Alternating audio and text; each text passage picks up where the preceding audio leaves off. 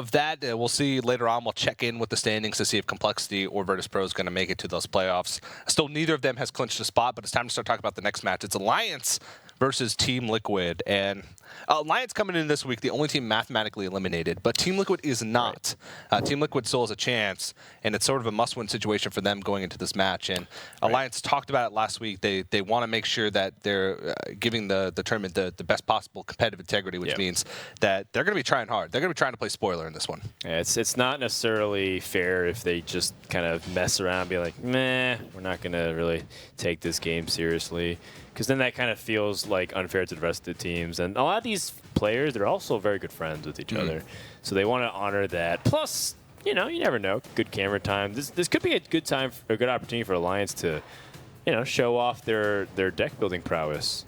You know, we have guys like Osaka who's really able to pilot some really crazy hard decks, and you know, people like Orange who's not afraid to go against the conventional meta. So let's see what these guys have in store. Looks like the same kind of bans go down, Rogue and Warrior. But what will be the self bans? Hunter. All right.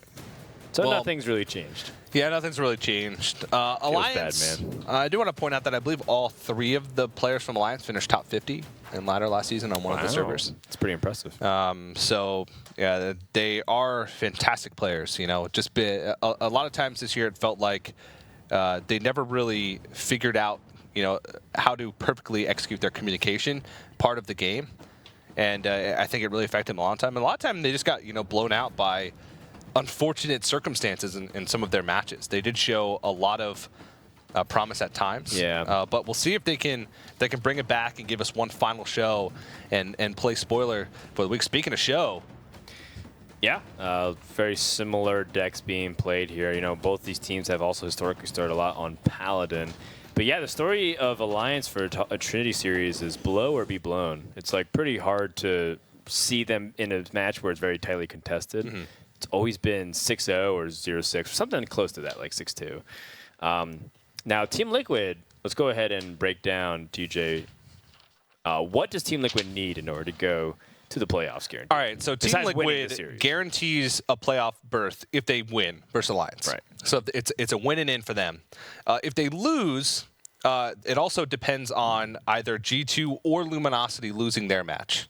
So it's the same thing as pretty much the same as Complexity. Now, Team Liquid also had one of VP, G2, or LG losing their match. Actually, Team Liquid guaranteed in now? No, they're not, because VP won. Right. VP won. So if they win versus Alliance, they're guaranteed in, and we have our first guaranteed team moving to the playoffs. Or if G2 or Luminosity lose their match tomorrow. So if Liquid loses this, then they have to watch G2 versus Tempo, and then Luminosity's match against Cloud9, because those 4 teams might be the ones leapfrogging everyone else. Yes. That makes it pretty exciting. Let's go into the first game. Looks like we have Tempo Mage again up against the Murloc Paladin. Now, this is what started the onslaught in the first place. When Alliance starts off Tempo Mage, they're thinking, Team Liquid's going to start Murloc Paladin, and we're going to be able to snipe it immediately. Well, teams have been pretty predictable with that, so not surprised that a lot of teams have tried to capitalize on the predictability by trying to bring maybe one specific counter deck, whether it be Tempo Mage or Hunter, to try and punish the teams that have been greedy by opening with the Murloc Paladin. Mana Worm a turn late, but I guess it's not that big of a deal considering Paladins don't usually have a turn 1 or 2 play anyway, unless it's hero powered Doomsayer. Yeah. So we'll see how they want to maneuver this. If they play Mana Worm now and Doomsayer comes out, then they get a little bit punished, I suppose, because they miss their next turn and they sort of like bait out the Doomsayer. Like they punish themselves a little bit by forcing Team Liquid to use Doomsayer, because then they can't have a turn 3 play. So maybe it's better to just play Blood Mage Thanos, because then you still get the cycle potential out there. They're not going to really play Doomsayer into a Blood Mage, because that's all you're trying to use it for, cycle anyway. Yeah, kind of like the Blood Mage. All right, well, let's go ahead and listen into what these two teams are talking about, starting off with Team Liquid. So I like Uzi. Force I the like ping. hero power. You like hero power? Hero power is alright. Card they kept is probably It a forces 3 them drop. to ping. It's probably a 3 drop, so I don't know. I mean, it's fine. I think hero power is just fine. Yeah, I guess we don't have like a 4 drop, so we can hero power Uzi or something. Yeah. Exactly. Mm-hmm. Reporting for duty. Ooze doesn't set up anything. Unless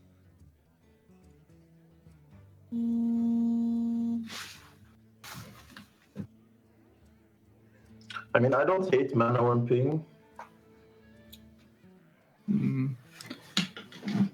Why is that better than just playing Acolyte? It saves. I mean, it saves our blood mage, so it's always gonna be on the board, and we do have arcane blood, so. Because if we go mana one ping, they can't deal with both of them. Mm-hmm.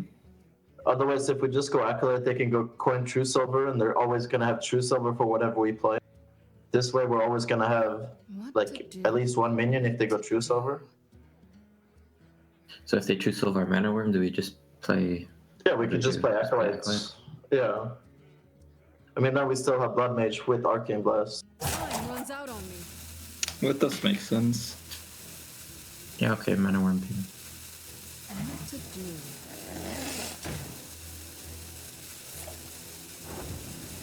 and Ecom has birthday? The Ecom's birthday? Looks like. Okay, it's Temple Mage. So what? They are gonna play like Water Rally next time? I mean, we could just Just cups.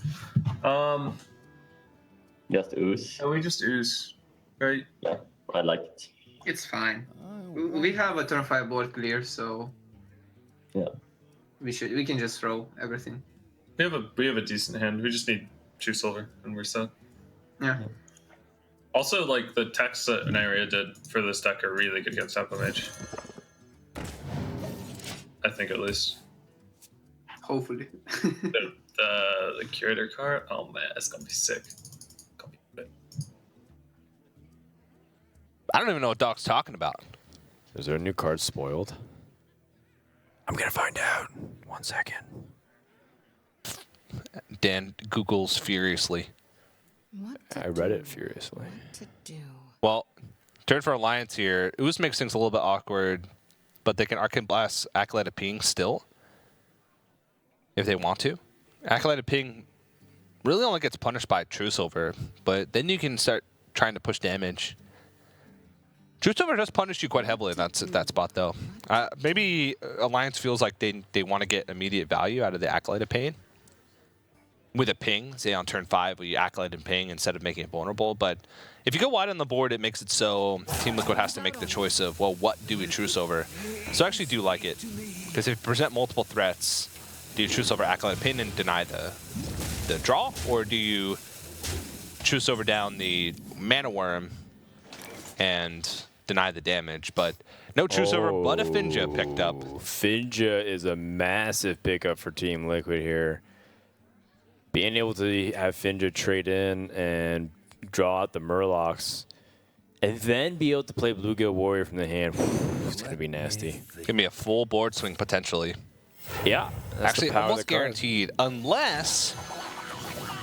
No, it's pretty much a Yeah, board it's trade. guaranteed because there's at least a quality at the very minimum. Yeah, I was gonna say if Alliance pings off their own Blood Mage, That's a creative way to waste your mana, I think. creative way to waste your mana. Yeah, and hope that they don't have Murlocs to buff the Finja. Right. Then you could deny the Finja draws for at least a turn. It's true. If there wasn't any kind of weapon, if there wasn't a consecration, if there wasn't a bluegill, if there wasn't any way for your opponent to deal a single point of damage effectively to any of these minions, then you're right. But it's just not worth it, I think. You just have to deal with the fact that your opponent's going to get Murlocs. And be sad. Finja. Ooh. So it's gonna. That's all the Murlocs. That's all the Murlocs. So it's gonna pull a double War Leader, Yeah. no matter what, and then you can bluegill, and trade into Mana Worm plus. Yep. Well, yeah, probably Mana Worm plus Azure Drake, but there is merit to Acolyte of Pain. I'd probably actually consider killing Acolyte of Pain to deny there are too many draws. Yeah, that's what I was thinking. Maybe you can even value trade and both, because these Bluegill Warriors will both be at 3 health. Oh, interesting. So you can actually leave them alive by trading Acolyte of Pain and Mana Worm. Okay. But not going to go ahead and do that. Let's go and listen into Alliance now that they've seen all the Murlocs. Is it looking grim?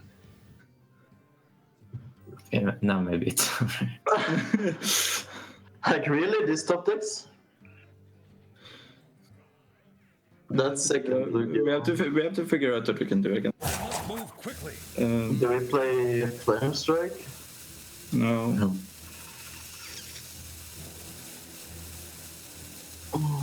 We'll need to deal with this the hard way. Guess it's not impossible. I mean, Sorceress, Arcane Intellect. We still have. And then- We have to kill this Yeah. finger though. Oh wait, no, we don't. No, there's no more. The thing is that Yeah, okay, so it does nothing. so we really just have to kill the two war leaders. So we actually can double sorcerers, double AI, and still fireball, right? No, we can't. No. But That's all our mana. But if we find one frostbolt, Yeah. Also, just do all of that next turn. yeah, That could be. Yeah, we fireball. could just Fireball Ping. Or we could Fireball Ping our guy, hit the guy. We could ping our guy, hit the guy first if you want to. Yeah. Runs out on me. so let's start with pinging our So what guy. do you think? You think we're Fireballing this turn? What to do? Yeah, sure. Okay, so we ping our guy. Sure. I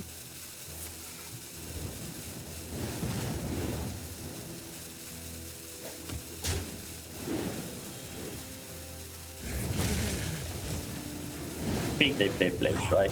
Either way, we can. It's fine, right? Play Just Eldar. Alder. Yeah, Eldar. Yeah. Please. We have Turning up the really heat with that 3-3. Yeah. I mean, we could have saved because next turn we have no play. Yeah. I mean, we're not going to Aldor a Flamewaker, though, right? Like, it doesn't do anything. But it's a setup for the Firelands? 7 mana card. Yeah, Firelands. Yeah, this is true. There's really not much to Aldor in this deck. Like, it's only Water Elementals and Firelands portal targets, right? Yeah, Acid Drake, but it's still they still have the spell power. Yeah.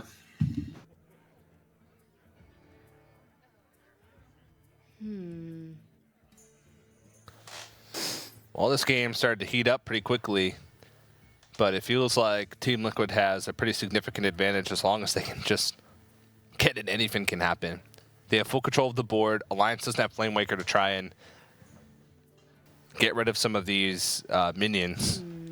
And Team Liquid's rolling into a Tyrion here pretty soon here. It's turn 7 going into it, but if they can get that down on turn 8, they're going to be in a good spot.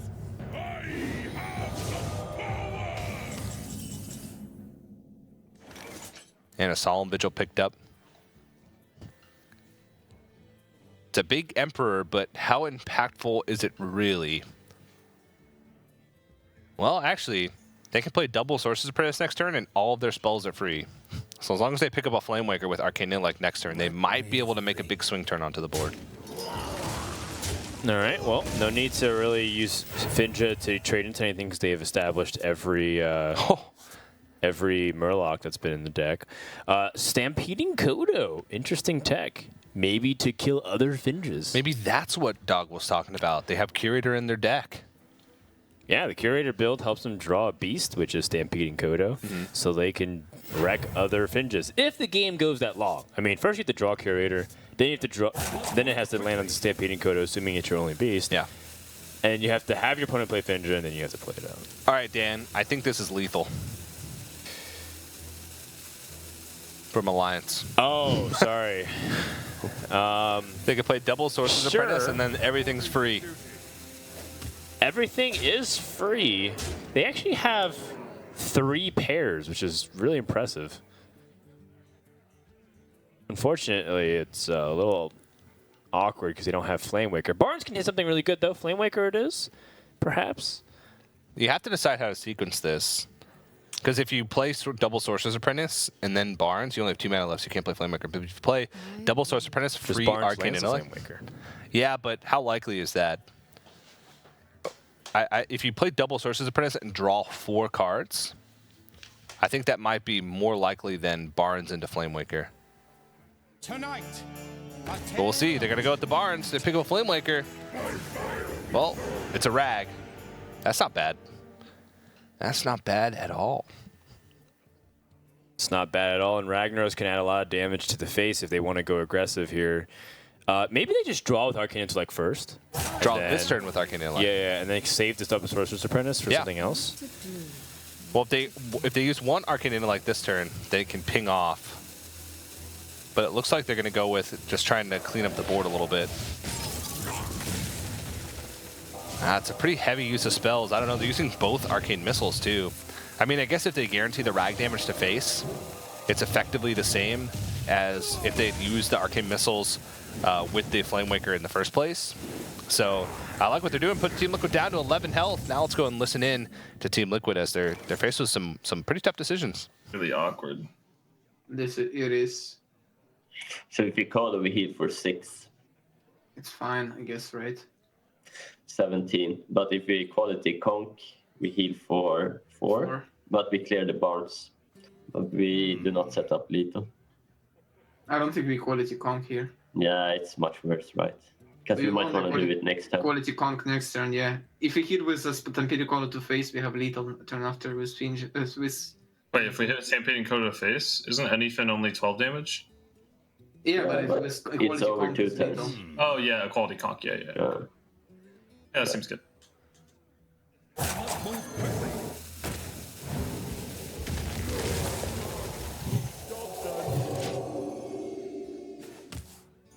That's not bad.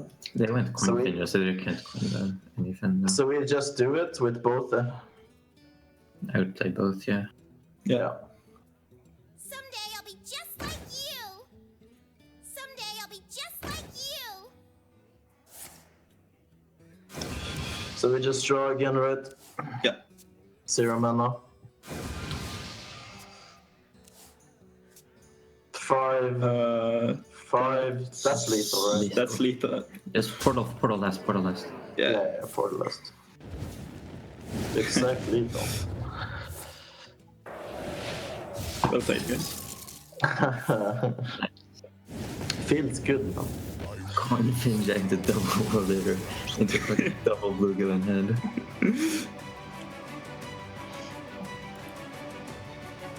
That was a good Barnes. Yeah, so actually saving the sorcerer's one. Yeah. Temple Mage is doing work today, Temple man. Mage is up 7-0 in a row right now. Yeah. And I love that Powder actually has some background esports going Yeah. around so you can get in the zone. Yeah, I was Maybe just- it was like I turn noticed around, that. get some 420 no scopes. Yeah. It's like, all right, I'm in the zone. I'm Time pumped. to play some Tempo Mage. Let me slam this Barnes. Right before he plays Flamewaker and he goes Arcane Missiles, he goes back and stares at the no scope. It's like, headshot, baby. Yeah. I serve the Fire Lord. Wow. Pretty good. Someday I'll be just like you. Sorry, my voice doesn't go that high. But Yeah. Still good, Dan. Still good. A for effort. A for effort. All right, well, I'll take some steroids before I do my Sorcerer Apprentice. well, Team Liquid now on the back foot. Paladin taking a loss. And we'll see how far this Temple Mage can go. But if the last series is any indication, that thing can capitalize on some decks. I can imagine Team Liquid's going to use the Dragon Priest. The way that the Dragon Priest panned out in the last series for complexity was pretty poor. They didn't really have a great area of the curve. They didn't have an answer to a Flamemaker that was effectively just placed onto an empty board. So we'll see if Team Liquid can have some better luck. But Dragon Priest usually has the best matchups, given the remaining field for Team Liquid. Yeah, certainly. So you're going to definitely look at the field of opportunities. And Temple Mage is not infallible. In fact, Shaman does tend to really give Mage some problems, but it's not always the case here. Temple Mage, if they play really smart, can play resource conservative, and I feel like a lot of players don't really know when to switch the aggression versus be a little bit conservative with the resources.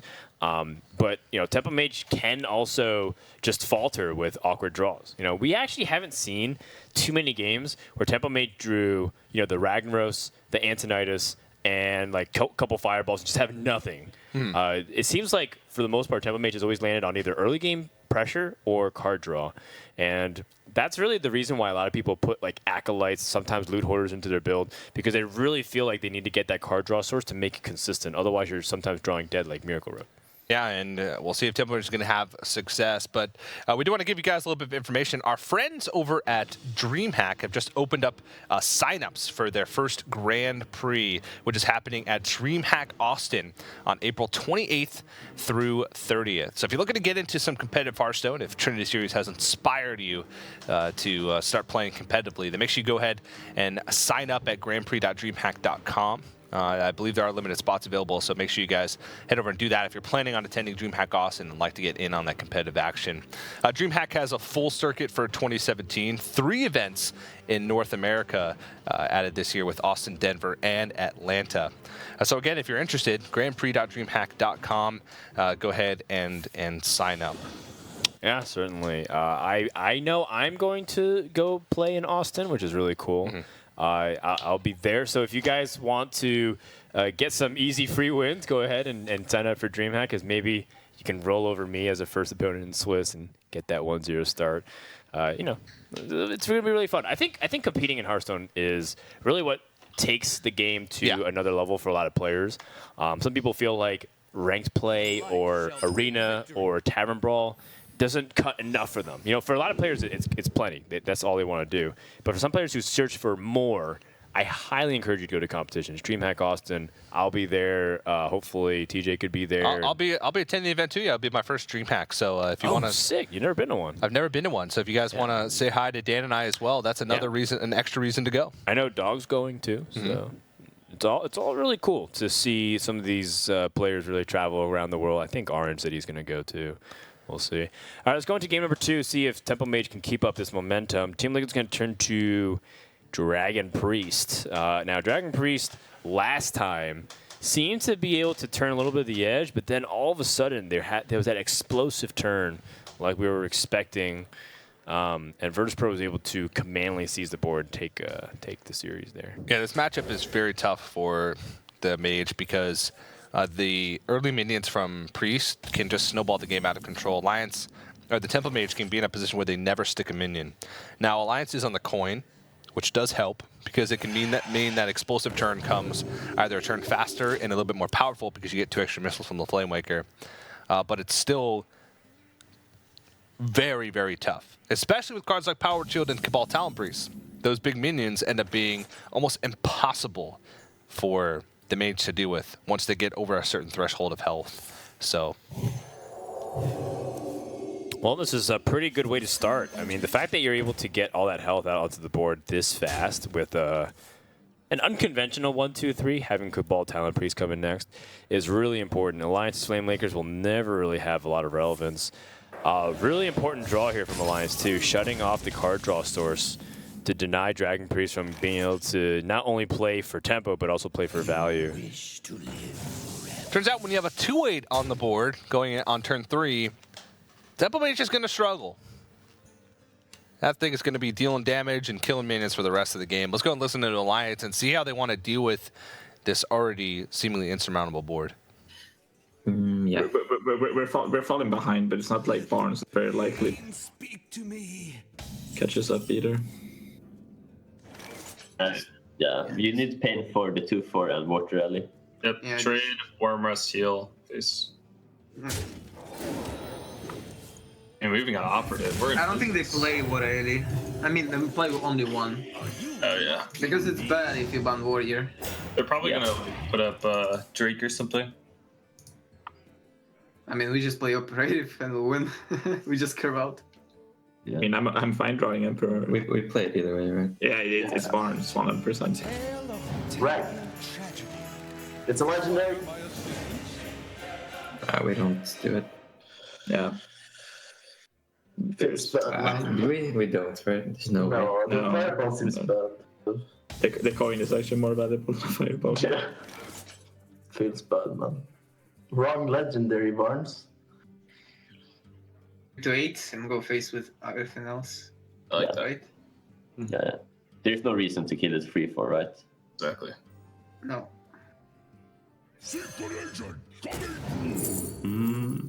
Polymorphs Right. or Firelance. I like violence more. I like Firelands. Yeah. Since we're the aggressor, right? Yeah, we need to be aggressive. But like the thing is, we have a play next turn, and then we can still cleric heal. And it's too weak. Yeah, but Violence they're is like super tempo yeah, play. Firelands is really good, and like they're never going to get to the point where they can play like a Rag for free or an Antonitis, right? So Polymorph's pretty useless. Yeah, but there's no 5-drop that really attacks us, right? Like attacks us No. hard. That we No, can there do. is no bad 5-drop except Naga. There's a new one that Oh, for that. deals damage to you, but Bomb it's Lobber? not a big deal, right? Yeah, the bomb Yeah, it's not a big It's deal. only it's trade Trade the to two, 8. man. Your face. I wonder where they did. All right, well, Alliance finally picks up something to come up with their Flame Wakers, but they're falling really far behind. This is what should have happened in the previous series when Dragon Priest was queued up against the Temple Mage, but it didn't work out that way.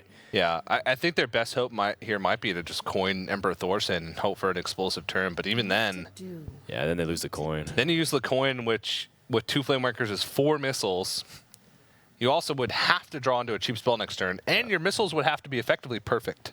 Well, the real problem is that Dragon Priest is actually threatening to end the game soon because they have so much power on board. That's really like the annoying thing about Dragonet Operative is that it adds so much punch behind Dragon Priest's pushes. Because in the past, you would die to Dragon Priest, but it'd be a lot slower because they'd be adding 2 damage, 2 damage, 3 damage here. But now Dragonet Operative doubles that.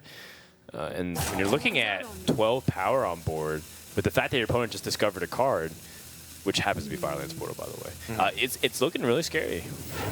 Yeah, now they are going to go ahead and play Emperor Thorsan, you know, trying to be hopeful for the future of this game. If they pick up a cheap spell next turn, they might be able to go off, but that's going to be a 9/9. Yeah, looking like it. Let's see if there's another alternative here. You could also go for a heal play with the Northshire Cleric, draw a card and play value.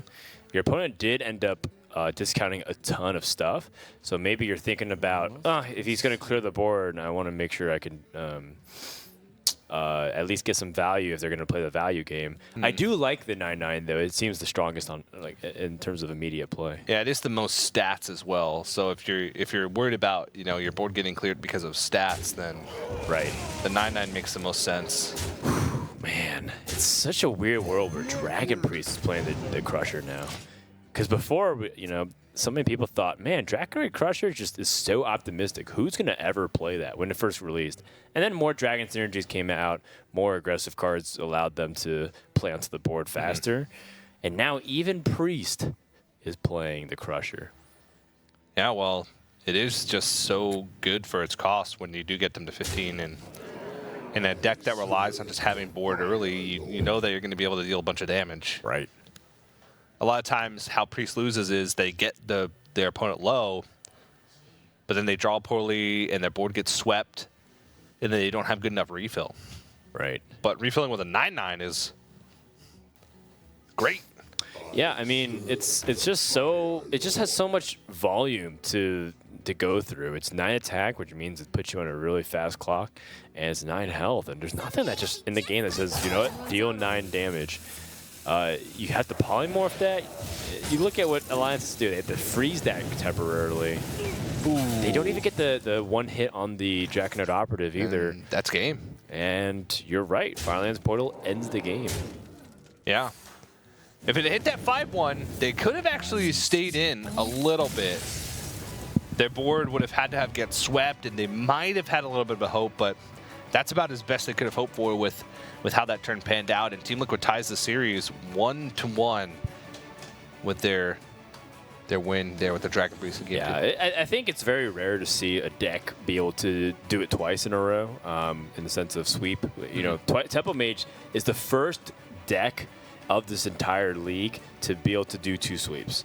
And even then, it's one of those scenarios where they have to get very fortunate. It's not going to happen every single time here. So Tempo Mage dropping appropriately so, and Team Liquid can breathe a little easy.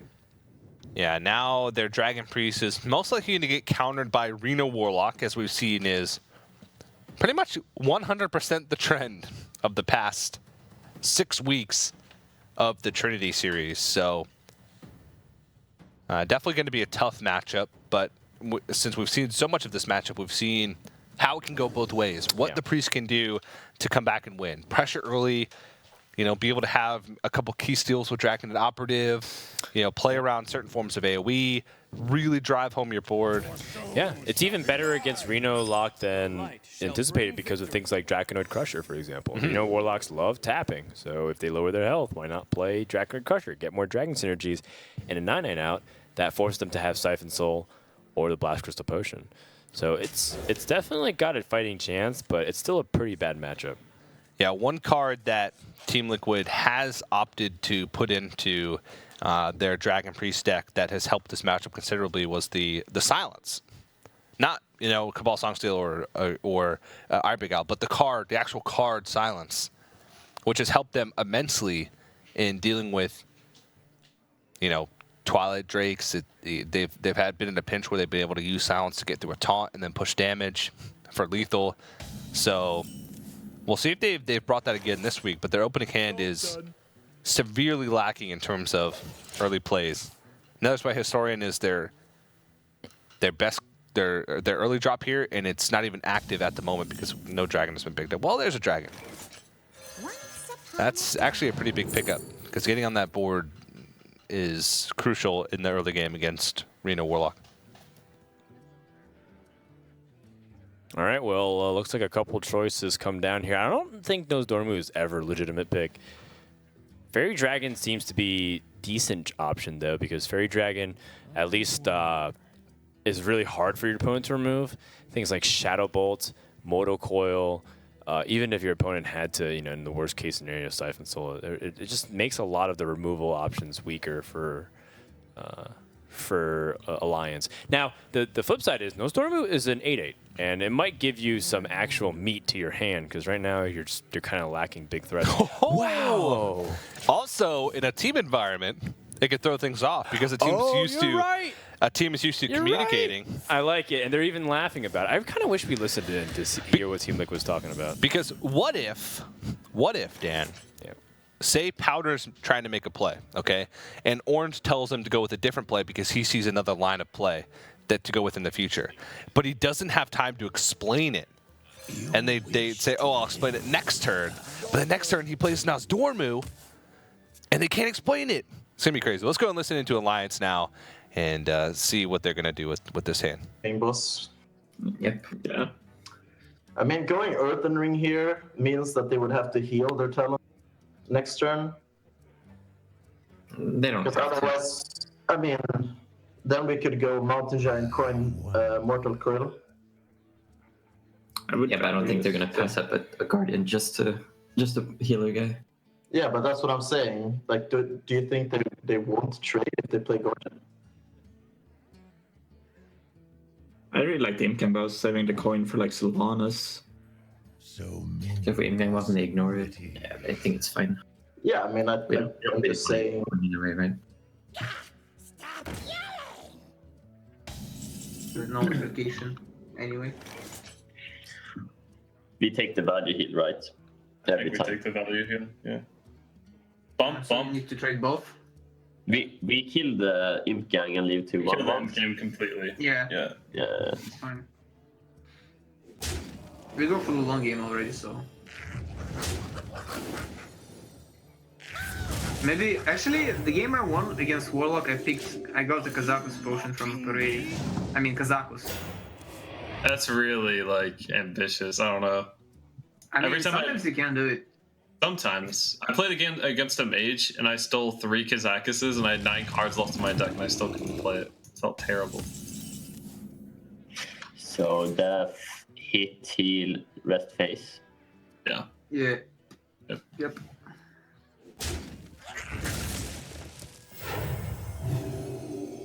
Moose, Orc.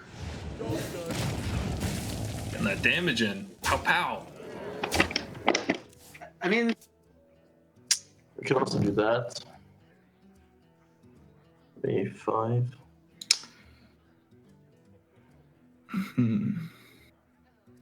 It's kind of nice to like go Doomsayer later in the game after a sweep or two. Like our follow-up is Sylvanas, which I guess is fine considering they used one death. I don't think we play empty board Sylvanas. We'd probably go Grand Force here or tap or something. I like tap second rate. Yeah, I like holding You like Doomsayer as tapping? well. Why not? I mean, they can never kill it, so they have to trade. I was gonna say Doomsayer play. Second rate Doomsayer? I mean, I don't hate playing second rate Doomsayer. They could still have operative, right? They had the death last turn, so they could have still have operative or something. Yeah. I mean, I don't hate it. But what are we doing next turn? I think that we have to be a little bit more scared. Like they have operative in the So you want to go 6/6, the second 9. rate Doomsayer? Yeah, I can get behind it too.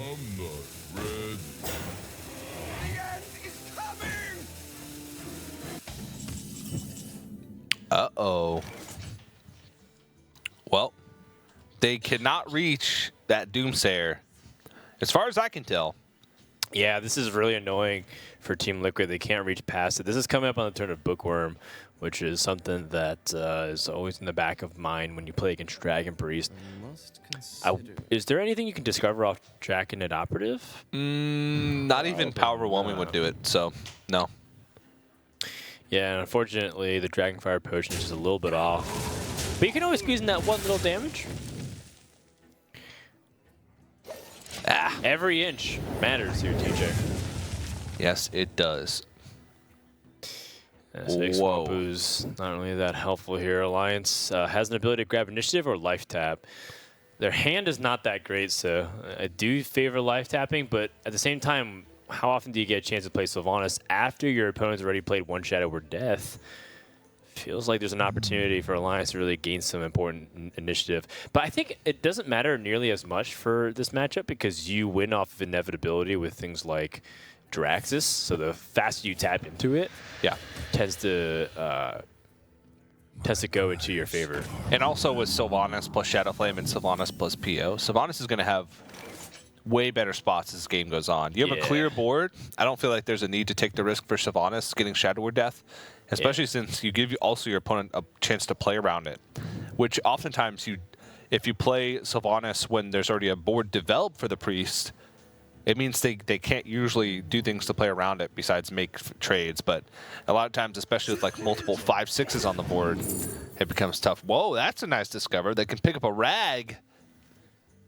Just a free Rag. Yeah, Ragnaros is really important because a lot of times the Priest lacks reach. You know, this is actually something that's in the back of minds too from Team Liquid. They're wondering, what if we get in the position where we can utilize the Draconoid, not the Draconoid, the Blackwing Corruptors as a way to end the game as 6 damage bursts. So now Team Liquid's got some range here, adding a lot of depth to their hand. Yeah, well, let's listen into Alliance now. An awkward hand. Let's see how they want to deal with this operative. Sylvanas.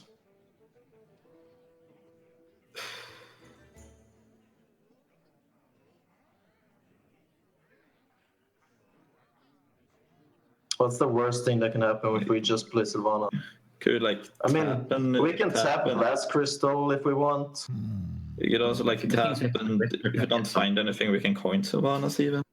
Even if you play Sylvanas here, we still have to tap a lot in the next turns because we don't have anything in hand. So maybe just tap now because we. I think we start with a tap, yeah. Okay. We have Reno for more time, and then we can Sylvanas Shadow Flame. So what do you guys think? I could play Peddler first. Peddler? Yeah, it was Peddler. Just flame imp, I guess. Yeah. So Us? Yeah. Flame imp? Yeah. I like Dragonfire here. But we should think about it. No, wait a second. Is it a good Dragonfire? I'm not sure. It's like a Holy Nova. That's pretty darn good. I mean, we pressure them. It We goes set down to up rag 12. turn. He goes down to 12. He taps and plays Reno probably, right? Or something similar, or Siphons. I Play mean, Rag. I'm down for just either Corruptor or Guardian and go face, and setups like Rag Lethal in some cases. We cannot Corruptor and Guardian. That's the problem. We can only play No, one. one of these. He's trying to set up for like Hellfire or Abyssal, right? Yeah. He might even have just like Abyssal Coil, so we should play around like 4 damage-ish. Like, do you really think we need the Dragonfire potion? Yeah, when is it going to be useful? Like, we gonna be the aggressor. Yeah, I We guess only have- Dragonfire is fine. Yeah, it's fine. It's only Emperor. It's essentially just a Holy Nova here, right? And Holy Nova is good here.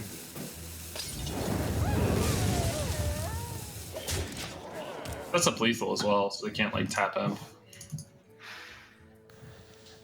Wow. All right, setting up lethal. This would be a huge upset for Team Liquid, being able to get this win with Dragon Priest over Reno Warlock. Not going to be the immediate thing that happens, but this is coming up the turn where Team Liquid could play Nosdormu. I'm excited, TJ. Well, we'll see. Rag is also a play. There are multiple options here. Now, Nosdormu the turn after Reno could present some awkward situations for Alliance, especially if they don't have, say, hard removal in a team environment. Here's Nosdormu. Let's go and listen in. Next turn we can double Corruptor the Reno if possible, but he's probably going to destroy it, so they have a lot of time. Crystal. Last crystal and then start thinking.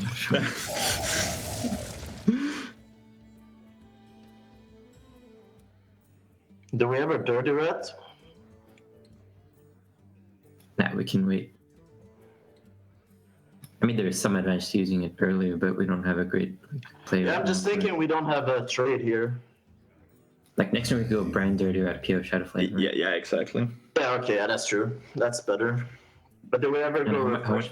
It's 10 mana, right? That's 10 mana, so we could actually. So we can't use the we coin could now tap if we here. want to do it next turn.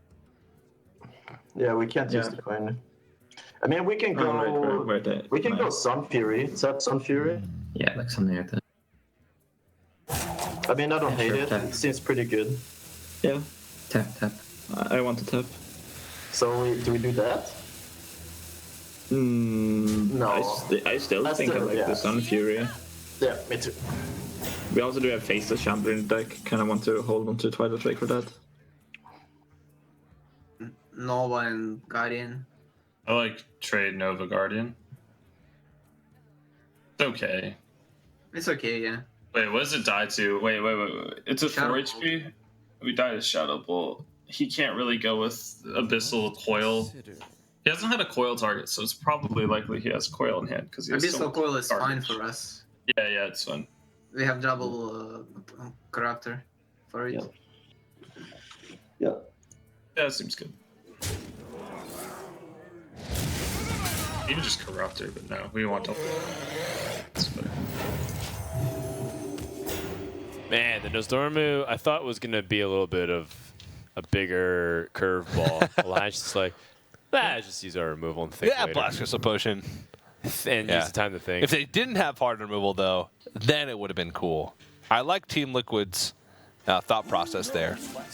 Take a tough turn Hey, beats a without fairy hard removal. dragon. Oh, wow. Oh, wow. Okay. Oh, man. Wow, that could have been devastating. They wouldn't have ability to deal with Rag, right? If it got pulled down? They would not have, no. Dude, that would have been really bad. But this is a huge Shadow Flame play coming out from Liquid, or coming out from Alliance. Liquid now have lost half their resources. Most importantly, they can't even activate Jackknife Operative anymore. Yeah. They're dependent on Ragnaros. Yeah, it looks like Rag is going to be the answer, but with Shadow Flame gone, PO gone, Blast Crystal Potion gone, there's not too many things left in the deck that can answer Rag. It's Sylvanas. Well, Sylvanas doesn't answer it immediately, and they take Brand, so that's Okay. going to be Battle Cries. That's really taken important. away. Well, there's one thing that can answer Rag. Another Rag. Another Rag. Well, they could tap first. They are relatively safe. And then they can Siphon Soul if they get that. Mm-hmm. It's more of a guaranteed play. Because in the end, you do win off of the value that you have. You are a heavier deck, especially if you're playing, Sylvanas and Ragnaros. Yeah. I'd be very surprised if Alliance chose to play. I guess they could play Sylvanas to threaten the Ragnaros themselves. I wonder. Do you like that play actually? Playing Sylvanas instead to challenge the Ragnaros and steal it? I think you're going to win the late game value game regardless. So you don't mind either play? I have no time for games. I was going to say take the safer play, and I think Sylvanas is the safer play. Oh, okay. Because if Rag misses, if you play Rag and your Rag misses, and then their Rag hits your Rag, then you basically you wasted Rag. So Right. in this situation, you have other options besides. But let's go and listen in now to Team Liquid and see how they want to deal with this Sylvanas. Probably. I don't know. Probably, yeah. But if you play Drake, we can get a shittier minion, but it's just gonna die anyway. And we don't have another No, dragon. we need. Just If you play Drake, operative. we might not get operative activator. Yeah. Silence. Oh, Shambler. Really do it. Shambler. Shambler on Rag, right? Yeah. Yeah, but we might power shield the Rag also. Just make it. I think we power will shield the Shambler, right? Then he has to Wait. bump in everything. We can do. Can't we power shield the Rag? Or do we just want the Shambler? Yeah, that's better. Yeah. So we buff both. Yeah. But like if they steal Rag, we're fucked. I mean, we're screwed anyways, Yeah. right? Like, we can't deal with this. Just hope they don't. All right, so Kill I Street guess- 5 for face. good.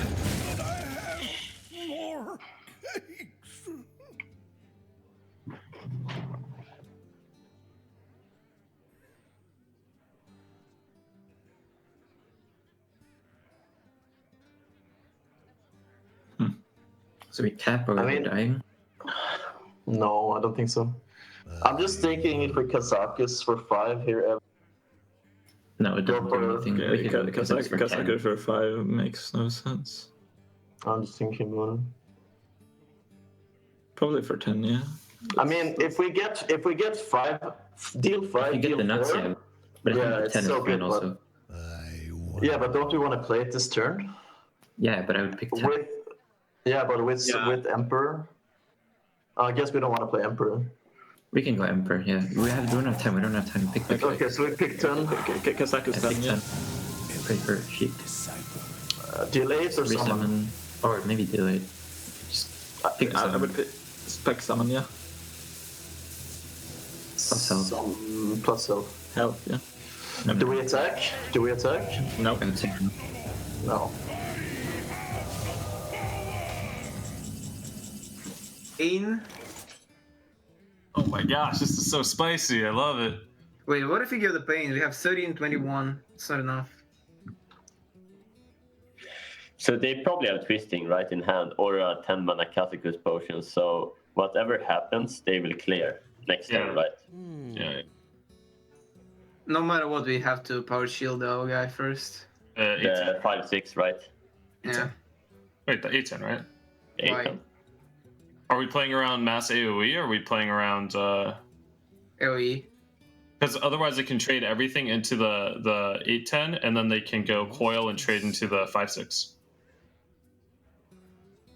I don't know. It doesn't matter. Like, if you buff the 8-10, it's like still. We can't play around everything. 8-10. I like this. And we play cheaters, right? Play the Play like a did to the rat. Take Corruptor. we don't play Corruptor. No, No, don't no. play Corrupt. Oh, don't. Just that. Yeah, just that. I go face. Is paramount. Leave me alone. I'm not sure about going face. Maybe we should. Yeah, I wanted to play the Sylvanas, but I don't know. I mean, the 10 mana potion's gonna clear, right? Like, what's he gonna do? Dan, I can't handle all this board tension. It's overwhelming me. That's right. Drax is just to top off all of the drama here. Well, What is this, TNT? we know drama. We know board tension. Trinity Series is about to get sued by TNT. We're so sorry. We know Hearthstone drama. There you No, go. we know board tension. We That's know what board it is. tension. There you go. All right. Well, Hand economy. texture of the hand. Texture of the hand. Well, this Your texture is kind of hairy. Oh, stealing only the 5/6, avoiding the rag. And now potentially can summon it back by getting a bunch of health. Oh, Oh. Well, 12 health is a lot. But the thing is, that Rag is still going to be beaten down, and they're starting to pressure as well. Yeah, I mean, Rag is not going to clear any of these minions except for the little imp. And that Kazakus potion summoned 5 times 30 health on top of whatever the minions. Oh my goodness. Don't do this to me. How do I hold all this board tension? Don't introduce another element to this puzzle.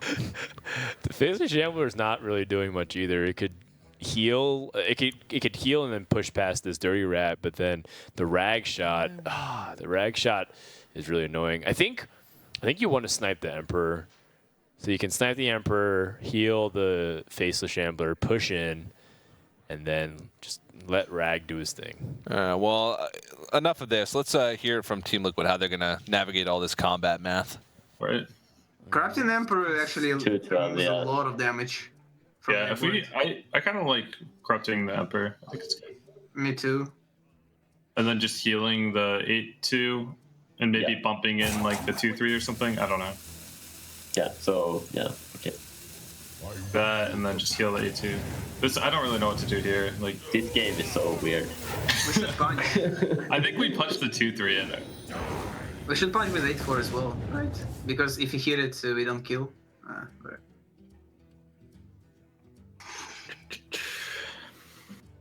I think we're supposed to tap here, right? We could use the Mortal Coil together, like send the Refreshment Vendor into 8-4 and Coil to see what happens. Okay. We have Shambler, Siphon. Yeah, just do it. Is that good? Hit. It clears everything, but our board dies. Or actually, this one doesn't die. Does it clear everything? Yeah, it clears everything. So you hit the 5 into the... Not the black one. Oh, it doesn't actually kill it. I'm so stupid. Yeah, no. Oh, no, it does. It doesn't clear the 3-5, but that's not too bad. So Abyssal, We can clear the rag. Twilight Ray? Or tap. Abyssal and then Twilight Ray? Yeah. Yeah, I like it. Do that.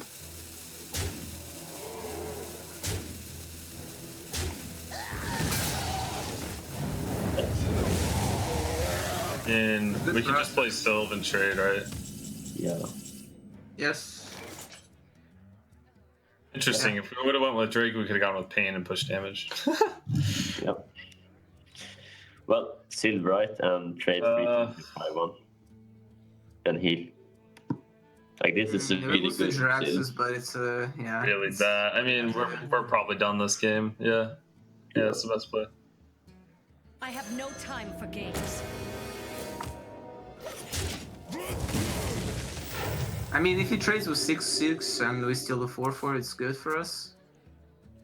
Kind of. Because Draxus doesn't kill it, and we can, like, I don't know, top deck something. We need Nether Spite into Nefarian into Sack Pact. Yeah, that's our plan. That's a good win condition. I love that one. Man, Dan, people say that they want just a meta where it's all about board combat and combat math and trading. But sometimes going face is just easier, you know? Well, I mean, I gotta say, this has definitely been one of the most fun and interactive games I've ever witnessed, TJ. It's got a lot of stuff hitting stuff and decision trees. Yeah, and just, you know, it felt like a good old game of Arena, where it just felt like minions were fighting for board control, and it didn't really matter if you charge your opponent's face, you're giving them really good trades, and you're losing the value game.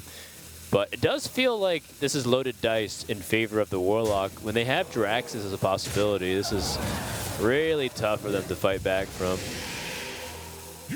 All right, well, Draxus it is. You heard Team Liquid's communications. They said their hope for this game is going to be Nefarian into Sacrificial Pact. It's usually the one and only hope if the Warlock can play their Draxus on time. But let's go and listen to Team Liquid, see what their hope is now. Oh, perfect. What perfect? Is this perfect? Heal the 6-1 and then trade We the 4-1. can't. Yeah, Oh, we we have can't. to, We can't heal. Yeah.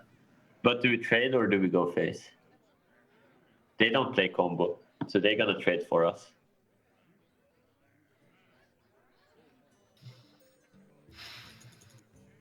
Like that way we have maybe 2 I have no reconditions. idea. I think we go face, right? Face Do is what you fine. feel like. We play the Because they, cleric as well. I'm pretty No, we sure don't. they're gonna trade for us. They can't kill us, right? They have 15 damage. They need 7. Yeah, they're gonna trade for us. Yeah. Yeah, unless they play Soulfire plus Hellfire in the deck, which I doubt. I mean, the thing is, they still have Shambler and Rag left, so they're gonna develop another really big. No, they're gonna trade for 6-1 anyway. That's for sure. How good is it? Like, do we skip the hero part just to play it?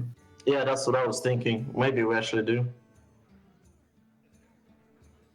Kill the Bran and the Azure. They have 1 death left. Yeah, but they don't So, have I two. mean, we always do this. That always happens. Like, they don't have light bombs, so 6, 12, 15. We could have gone for lethal. 1 and 4, but I think I like Rag faceless.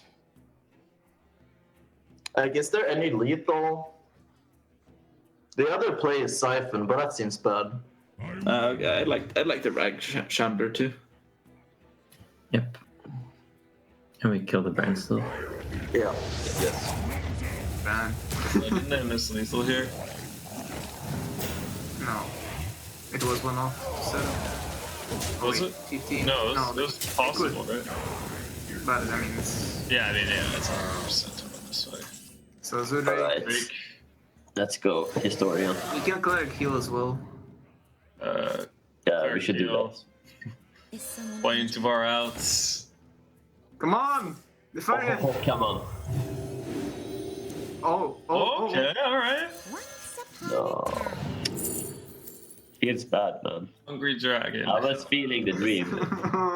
We gotta see what cards they play. Don't concede yet. Actually, they're They gotta not play anything. They might have lethal right now. Was 14? Yeah, just Hellfire is lethal. So 8 goes face. We can hit the 6/6 into that. Set up 50-50. That Like, gets they can't face. operative another in the same turn anyway. Yeah. Yeah, we set up 50/50, right?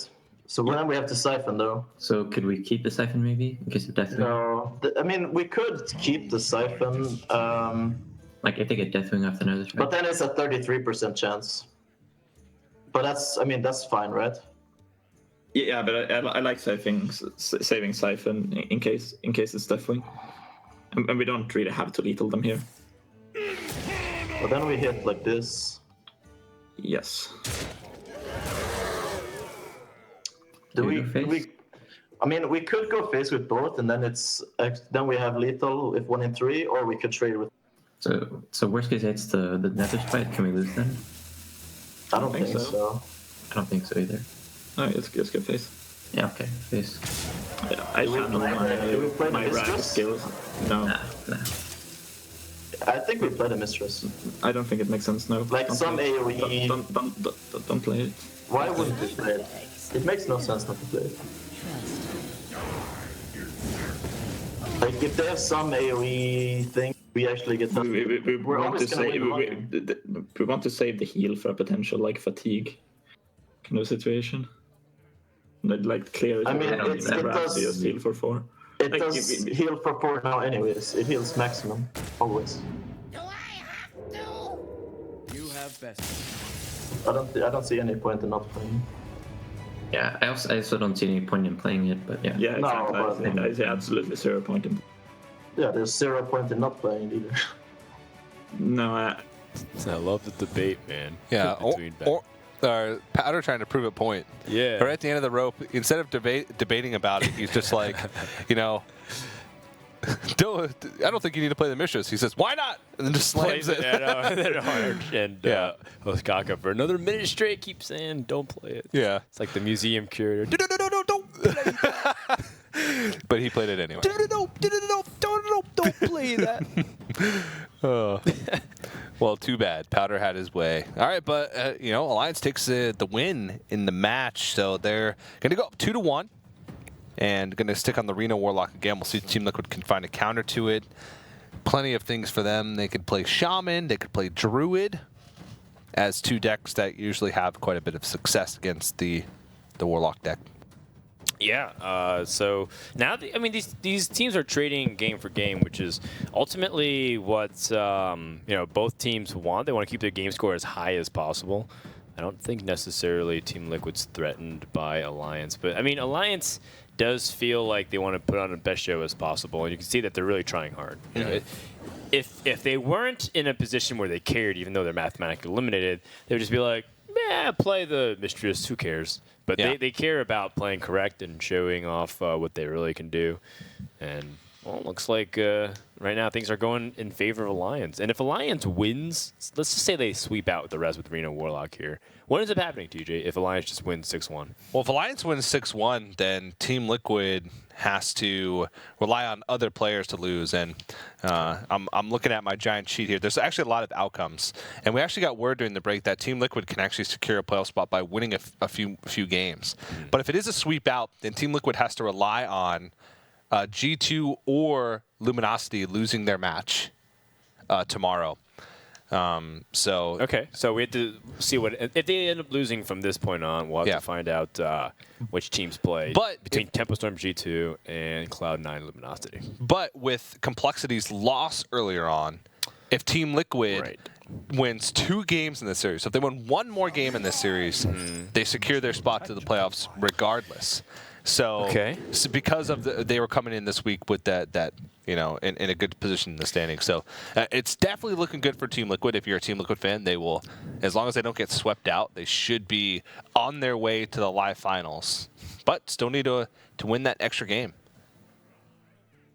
I'm trying to think about the Virtus Pro standings as well, which will inform you more by the end of the day, but just trying to get a good gauge of stuff. Feels like Virtus Pro may have also already booked their ticket to the playoffs. We'll let you guys in on all the standings at the very end of the series, though, just so you can get a good snapshot of what's going on. So this is a great opening hand. My goodness, Dog is kind of giggling to himself because he knows when he touches Druid, magical things happen. Coin Wild Growth into Jade Blossom into Nourish. Are you kidding me? Oh, he picked up Jade Spirit, so maybe you don't need to, but wow, what an opening hand here for the Druid. And Dog has been playing Druid since before it was bad.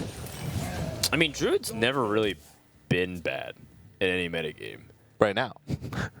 Druid's not bad.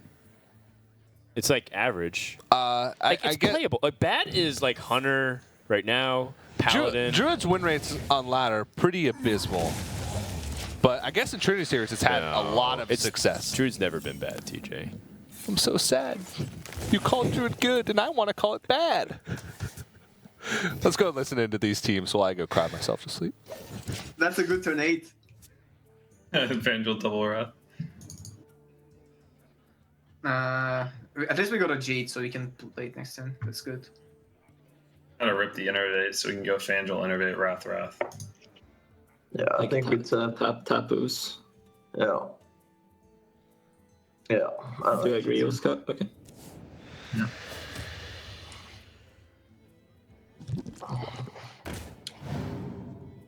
It's fine. Oh no, we Drake and I like Drake Idol.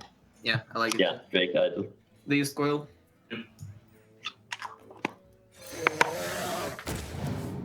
We got an elephant.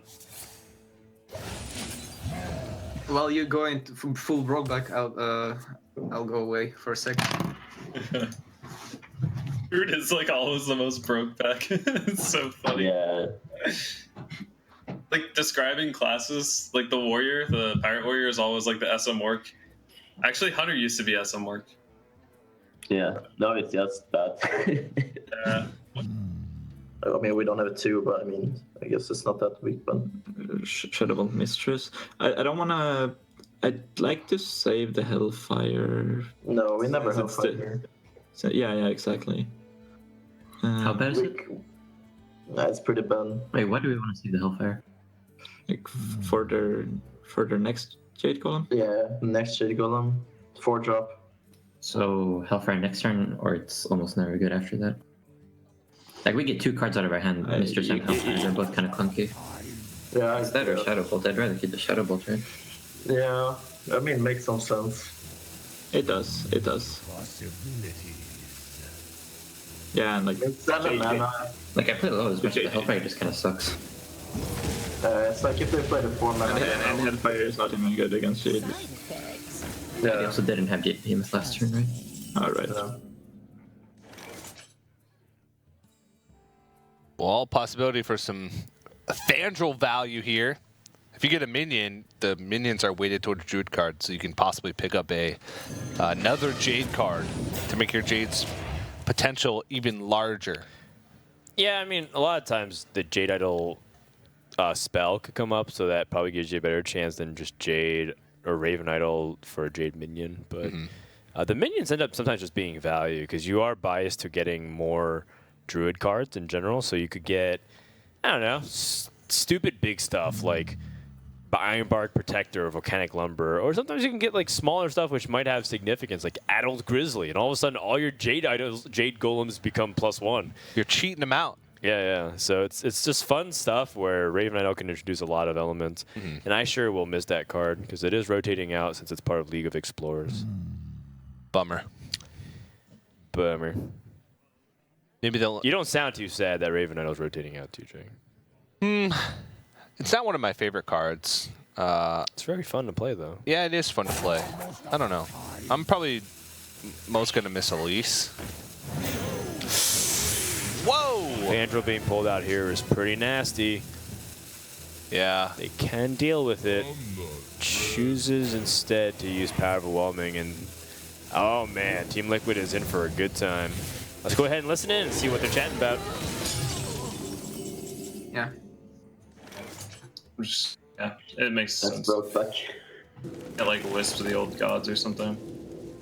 Dark Speaker, Daring Reporter. So what can we swap? We need to discuss this quickly. It's actually good to swap. Daring Reporter is the best minion out of all. I think Just with stats. Because I it's like a 4/4. Reporter. That It's a 4/4. Yeah, it's a 4/4. Reporter's better. Yeah. The only thing we can Dark Speaker is Jade Spirit, but we need to discuss this quickly. Hurry up. Daring Reporter. Yeah. Idol. Jade Idol. Idol. And we use it right away. Alright. Do we? And then draw. We shuffle in, right? Shuffle Yes. now? Okay. Yes, it's fine. And we wrath the 4/5. Yes. Yeah. And hero power. And Hero Power and Wrath, the other one, and trade in the 3/3. Yes.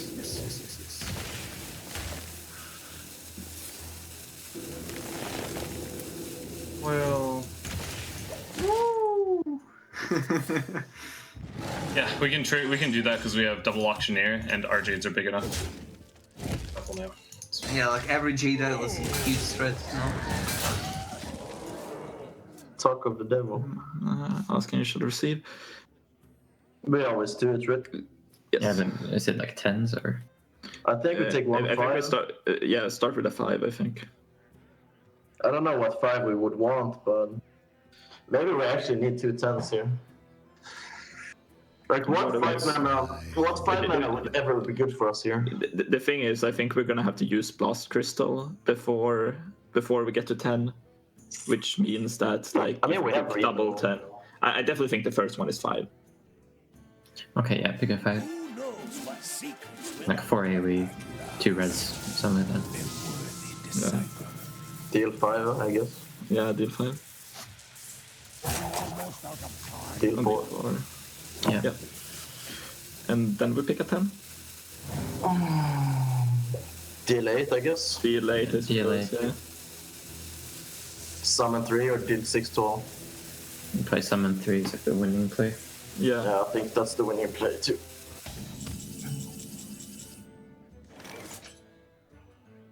For sure. Do we play the Idol? No, we don't play it. Why not? We have. We don't play it. Why? Because we're we have our Jade we're Idol. only getting a crappy minion from it, right? Like we'd rather just do the strong play and we can get the spell next turn if we want, and it's likely that our Fangel lives. Yeah, we don't have... Wait. You wanna Emperor and hero power, right? No, I want to Emperor and Blossom Blossom. Yeah, and trade 2 and minions. trade face. Okay. Yeah. Sure. They run on C-Tech. I thought we saw. I liked your point a lot about saving this reverse damage. That's really relevant. I just think this is an overcommitment. There was no reason to play that. Like, Well, we have like 2 refills now. We have a lot of refill. Yeah, I mean, but they got double Kazaka's potion, but that's like the only Kazaka's way we potion. lose, right? Like, No. we run out of steam. We don't draw auctioneer. We draw our idols that we shuffled in, and we lose. But they can't kill That's it. the only way. I don't think we can lose this. I don't actually. If we draw innervate, idle, I think we can lose. And this doesn't give us any card draw. I mean, they got 2 Kazakus potions. But Kazako's potion doesn't clear here. Yeah, it doesn't do anything.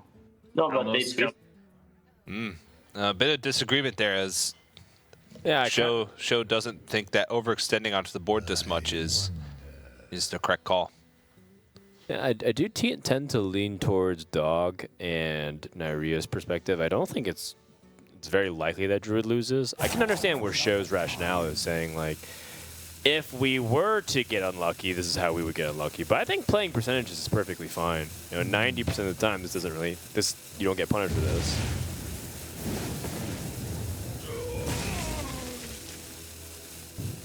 Well, They just really don't care about Fandral. no, they don't. And this Vandal's given them so much value. Another Raven Idol. Wow. And they pick up an I Aya. hope they pick up, like, a second Aya. Or a Malagos. What? Mali Druid, I mean, they don't have any real spells. They use 2 Wraths already. They have swipes. They have swipes. Oh, Stormwind Champion is a buff to your Jade, Yeah. Jade Golems. Just cheat your Jades. Look, I'm just saying, Stormwind Champion and Jade Spirit this turn. And you have Nourish for card draw? Okay. Team Liquid is running away with this game. Yeah. Wowie. 3 mana, draw 3 cards effectively. Wow. Hey, remember when Dog said if our Double next 3 Innervate? cards Yeah, are Jade Idol. Innervate, Jade Idol? Well, 3 of those were Innervate, Jade Idol. Just so happens the 4th one was Aya Blackball, so kind of funny. Which is kind of like 2 Jade Idols. Yeah. Well, I kind of like just Aya Blackball here. I don't think you want to shuffle too many more Jade Idols in the deck. But I guess throwing Daring Reporter into the mix isn't the worst thing. These Innervates start to get less and less value. Yeah. Gadgets and Gazette always gets the scoop. Oh, yeah? Wow. That feeling when Daring Reporter is better than most esports journalists. Just kidding. Well, Alliance at this point doesn't really have much of options here. They don't have Twisting Nether or anything, so let's go ahead and listen and see what they've got going on here. Yeah, I guess we should. So then we go. They already saw 2 Raven Idol at how much more? Yeah. It's like if they have Rag or not. They probably do, considering they have an Emperor, but they never have to play it either. We're gonna be rich. The end is coming. Might as well. Itch.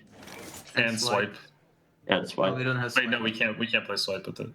We can play hero power. So it's 5, So, 5 plus 10. 5 plus 4 plus 10, 9. We have 19, I think. Did I count that right? 27. I mean 29. I'm sorry. I counted 29. Am I crazy? 27. 29 for sure, is it? No. No, it's 27. I'm just like going crazy. It's 18 plus 9. 18 on board and 9 for 27. Okay. There's like people saying numbers and I just get confused. Okay, so how are we trading this? We don't follow rage ever. We just don't do anything. I mean, kind of. I mean, we could go full smork. But it's kind of. No, you know, no. Time waits for no We one. could. I mean, Go most on, dude. 0-7.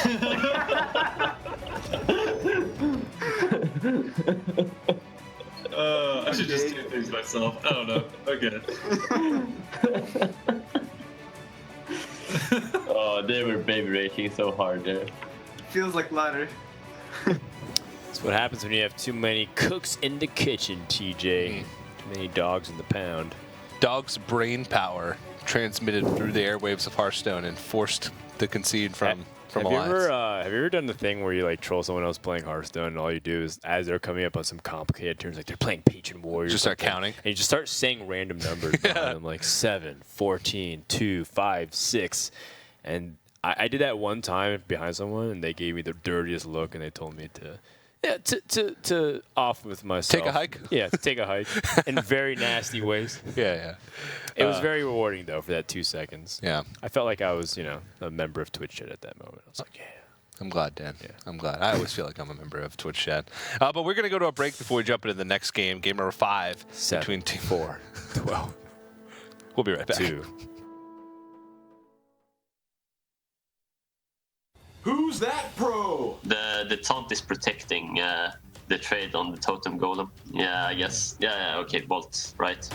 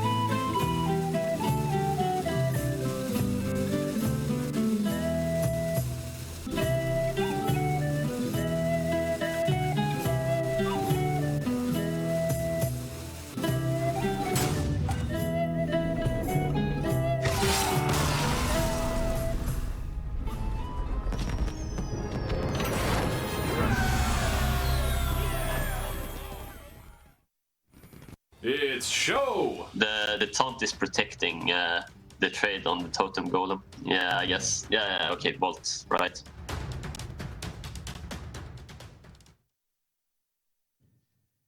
Hello, everybody, and welcome back to the Hearthstone Trinity Series presented by ESL and Twitch. We know that Who's That Pro was a little bit confusing, considering the picture at the end was Show pre-haircut, which is a completely different human being. But we do hope you enjoyed it nonetheless. Yeah, new Show is definitely the keeper for sure. I'm liking the fresh fade, and I appreciate what Show's trying to do, really clean up the camera, because maybe he's realizing that it's really close for Team Liquid to get into the finals. So he wants to look good for the live studio appearance in the middle of March. And we do have some news on that regards with Team Liquid's second game win in this series. Team Liquid is now guaranteed a spot in the playoffs. So Team Liquid is now the first guaranteed team to be qualified for the live finals for the Trinity Series. So if you're a big Team Liquid fan, rejoice, because you will get to see Dog, Show, and Nyria compete at those live finals. And I'm definitely excited. I love Team Liquid. I've had a chance to meet all those guys on multiple occasions. And now they're playing for seeding. With a win here, they guarantee first seed going into the playoffs in this series. Win the series. Win the series. Yeah, a win not in a this game doesn't really lead to that. Winning this game could put them in a better spot for seeding against the other teams that they'd be tied with should they lose the series. But if they win the series, they're automatically guaranteed first team because they'd be the only team that can finish with a 5-2 record. So it'd also be good for morale. Team Liquid coming in as the team to beat would be a pretty cool story. So now moving into it, it is going to be Druid versus the mid-range Shaman. Looks like mid-range Jade from the side of Alliance. Yep. Now, I know some of the players think that the mid-range Jade Shaman does not do that well against Jade Druid. It is 55-45 in terms of the ladder stats. I was messaging Orange yesterday on Twitter because he was talking about how he had some ideas and theories on good decks to play post-patch for 7.1. And I was saying, like, yeah, just play Jade Shaman, right? Isn't that what the first low-hanging fruit is? And he said, well, if I run into Jade Druid, I'm going to have trouble. I'm like, oh, really? I always thought that Shaman had the edge over Druid. Do you have any opinions on this matchup? I've actually played this matchup a few times. I was playing Jade Druid a little bit yesterday on ladder, and I felt like I was just out-muscling the Shamans. I felt like my Jades were getting bigger quicker. I felt like I had the removal to deal with their stuff. The one thing is that if they go really wide on the board and kill you early with Bloodlust, if it's a Bloodlust version, that's potential. But we'll definitely have to see. But let's go ahead and now listen into Team Liquid as they get through these early turns. Yeah, that was very meta-gamey, though, like, because there's so many warriors. Yep.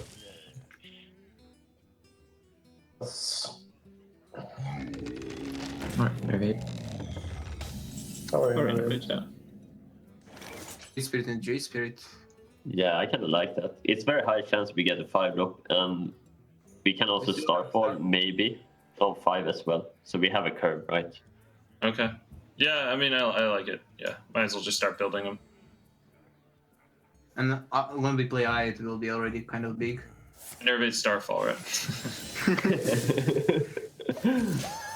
Good one, 5 for 2. 2 cards. But what does that mean? Like, they have another one? Probably have another one, yeah. Or are they hoping to draw one? Maybe? No. No way. No, you would hear Power Pass over Innovate this into Pass. True. They could have a swipe maybe, but yeah, Yeah. Hero Power. Yeah, we just hero power. Healing Totem. I'm trading into Just kill the 2-3, yeah. Yeah.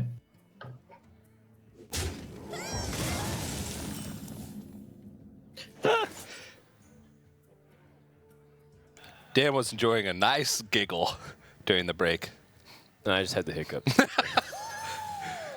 Way to kick a man when he's down. Dan and I were actually just looking over some of the... We were trying to look up statistics on this matchup. Yeah. It's not a matchup we've seen very much on the Trinity Series so far. Right. And it's actually... You talked about it's very even. But we're looking at matchups across the board. And it's actually kind of funny that Aggro Shaman has actually stabilized pretty well, at least based off live matchup reports. So Yeah. it's interesting to note that these players automatically shifted to Jade Shaman because they just figured in theory that Jade Shaman would be better given the changes. But Aggro Shaman, I still feel like it's in a great spot. Maybe you can even shift away from Jade packages completely and go with the old Aggro Shaman that we saw Luminosity play one week with Doom Hammers and Rock Biters and things like that. Just all out, balls to the wall. Yeah, exactly. Hammers to the slammers. That too. It does feel like mid-range Jade Shaman is just more versatile, though. Like, it's just so good at handling all kinds of matchups. Even though right now, according to the data, Jade Shaman is just 50% in terms of win rate, and it's actually very flat. Like, the only thing that it's dominant against is pretty much Control Warrior. Everything else is somewhere between 43 to 57 in terms of favored, unfavored. Mm-hmm. So, I mean, I like to see where Alliance really lands in here, because I think this is a deck that they're very familiar with going into the final day of ladder. Let's see if it translates well.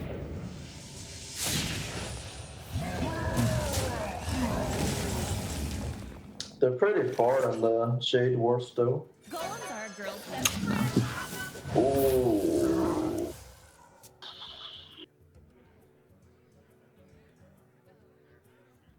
We can go Jade Class Jade Lightning. Yeah. We can still go Coin Shift then.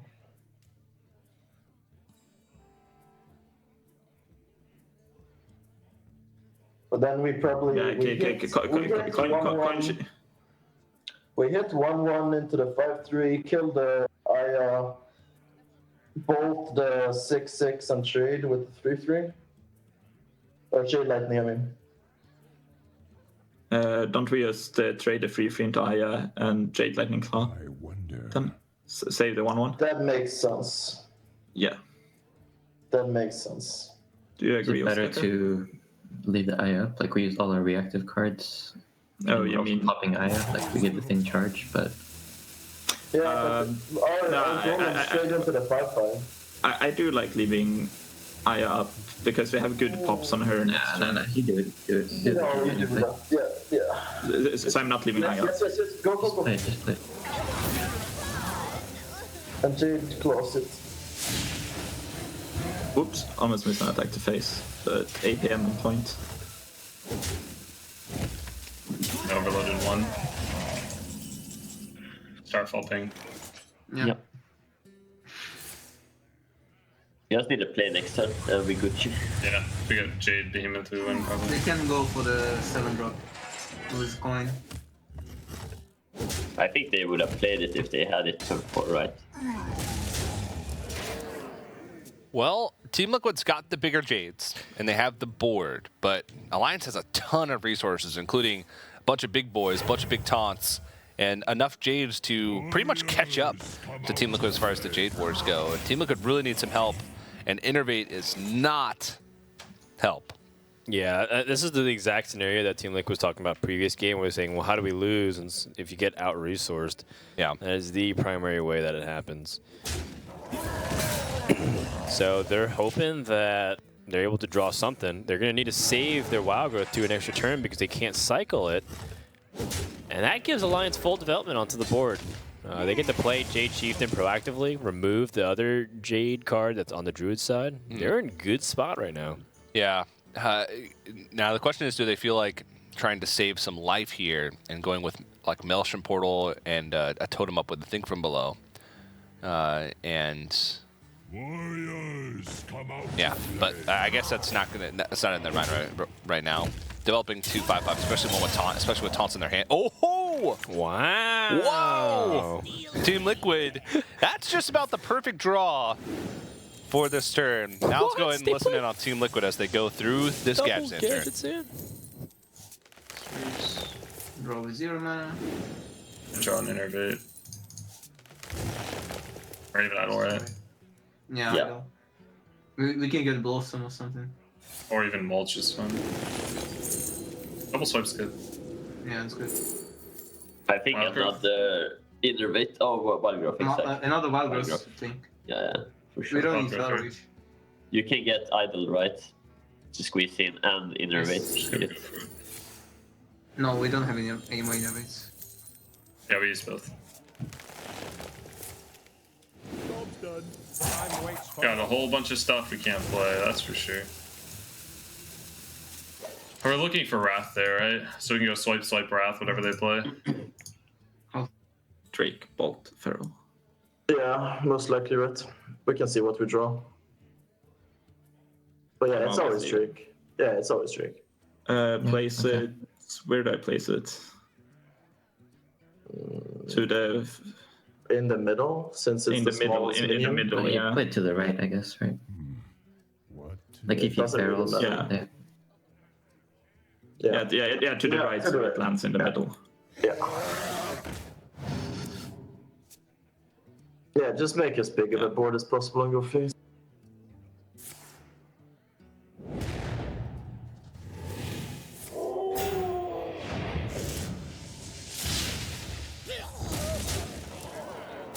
Well, even though Team Liquid had a huge turn last turn, they needed to build up a bigger board to try and contest things.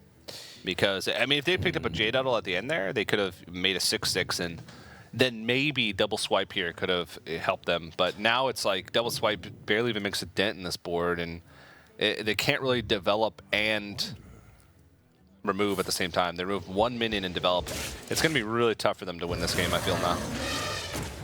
Well, Iron Drake swipe next turn, assuming nothing gets healed, will be available for Team Liquid, but it's like you said, their development behind is pretty lackluster. Alliance picks up Bloodlust, though. All right. I think they should wrap it up. There's a lot of damage onto the board right now. Yeah, and Alliance is going to get a Game 5 victory. First Shaman win of the day, I believe. It lost both games that it played in the last series, and so Alliance showing up with the Shaman this time around. First win here for Shaman against Jade Druid for today. And looks like Orange going to take a swig from his Stein. Nice.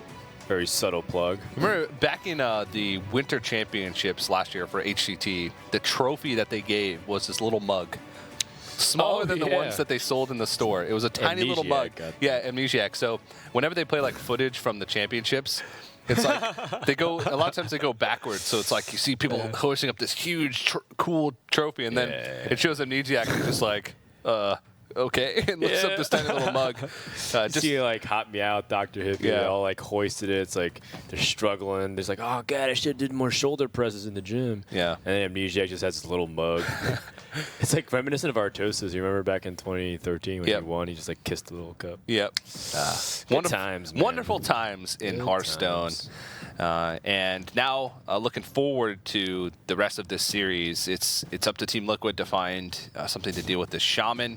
They have both Mage and Warlock, but they do have to keep in mind that there's a Bloodlust in the deck for that they saw. It did win the game for them last time. Yes. So they do have to be a little bit more weary when it comes to the Warlock pick, because even though Warlock can sometimes overcome the Jade Shaman, Bloodlust makes that much more difficult because you have to play around a much higher threshold of damage.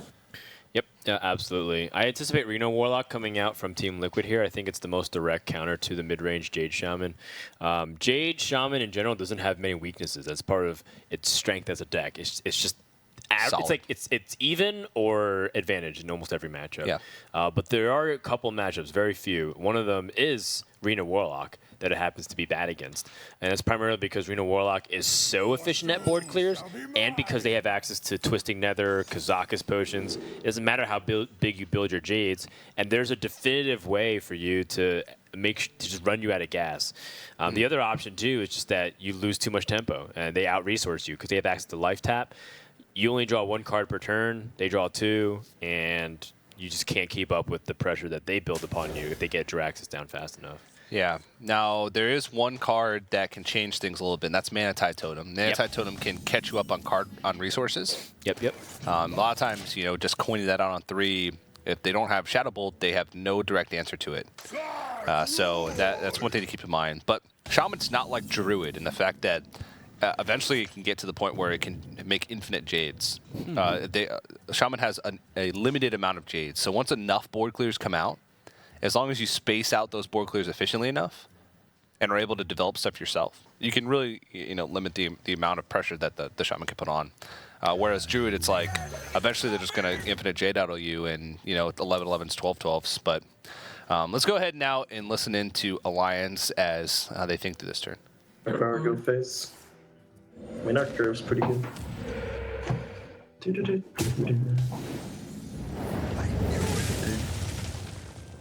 It doesn't matter if Bloodlust or not. You got the Emperor. For best card. So play Dragon next turn.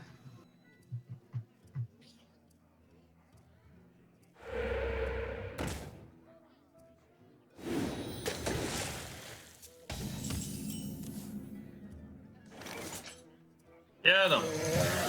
Okay, we have a turn 7 board clear. I mean 7 mana.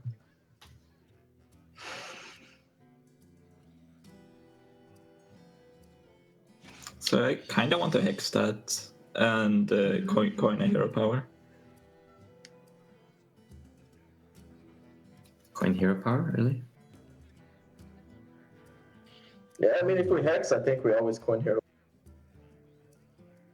I think it's hex or. It's a little bit awkward with the gate spears to use the coin. That means we're not gonna play them next turn. But I think it's unlikely that we'll play them next turn either way. They will play one of them next turn either way. Well, how bad is just playing Thing from below? What to do? It's bad. This is a really good hex. Okay. So you go Thing from below, they go like Shambler, Coil or something, and we lose the game. Yeah, okay, fine. I can get behind hex, but I think I like coin hero power here. Okay. I like it too. We can go hero power. We can go hero power. Flame time Thing from below next turn.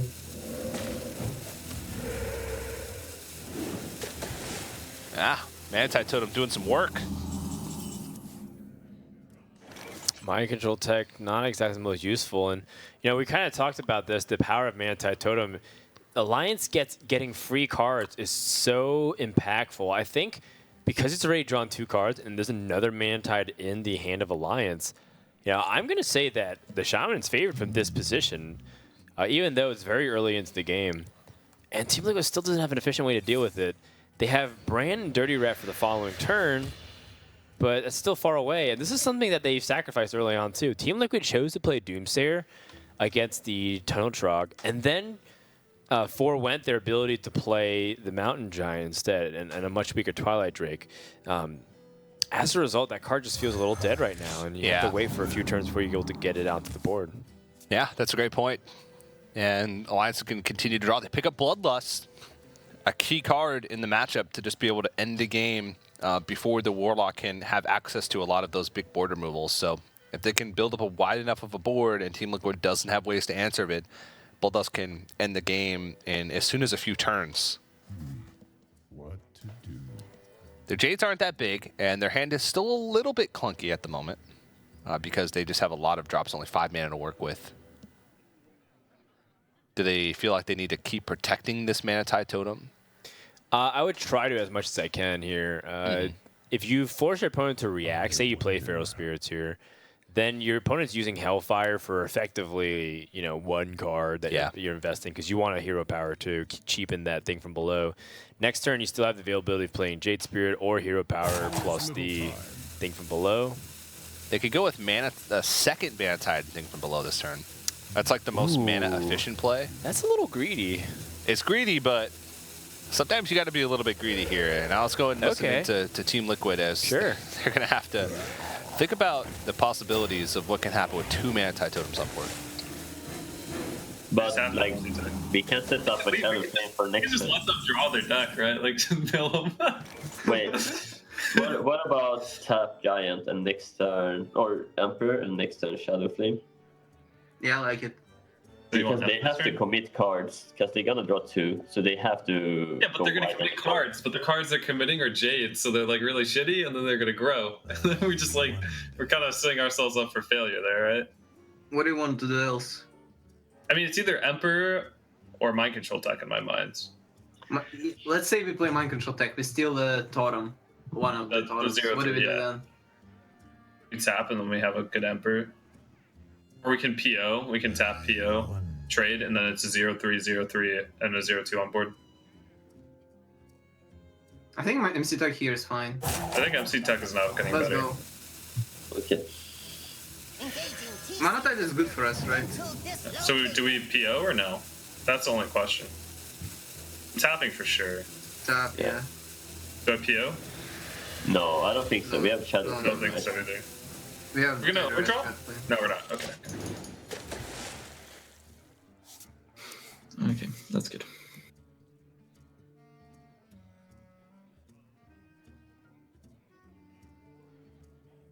I mean, I guess we just go with Jade Claws just to make our Jades bigger. Yeah, Jade Claws plus Jade Spirit. Yeah. That's the first thing that comes to mind for me, at least. Yeah. Are we killing their Mana Tide or what? Yeah. No. What? Are we?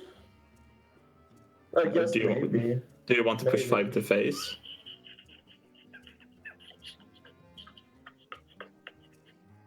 It's not a good Abyssal anymore because they have 2 3/3s on board. So Yeah. Yeah, I mean, we always do two Jades things. and if we don't kill the Mana Tide, it's a really really bad Abyssal. Yeah. But then they can trade. Wait, so I mean, the thing is, they overdraw if they don't play more than two. I'm killing the Mana Tide, right? I would go face, but You kill the Mana Tide. they overdraw if they only play one card. Yeah, but they're gonna play more than one card. It's not that bad for them to just play more than one card. Oh, I am right. yeah, Emperor double trade. Wait. Isn't Demon Wrath really good here? Demon Wrath Giant. It doesn't clear anything. It does clear a lot. It clears a lot. Mana Tide and the 5/5. I like it. You mean Demon Wrath Giant? Yeah. Yeah. Then It's our really Shambler good is getting weaker. Yeah, but it doesn't matter because we have Jiraxis, right? Yeah. Our next Yeah, turn it's is fine. like tap Emperor into Jiraxis. Yeah, I like it. It's fine. Really good, yeah.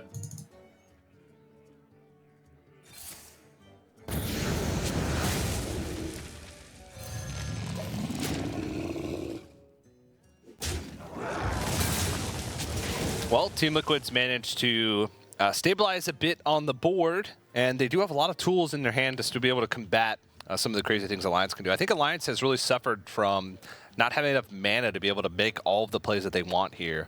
Their hand has just been super clunky for 3 turns in a row. Even though they're drawing a lot of their deck, is that really what gets you closer towards the mid-stage of the game? The mid-stage is where you should be building up your Jades and trying to wrestle control of the board to make sure that Bloodlust is going to be effective.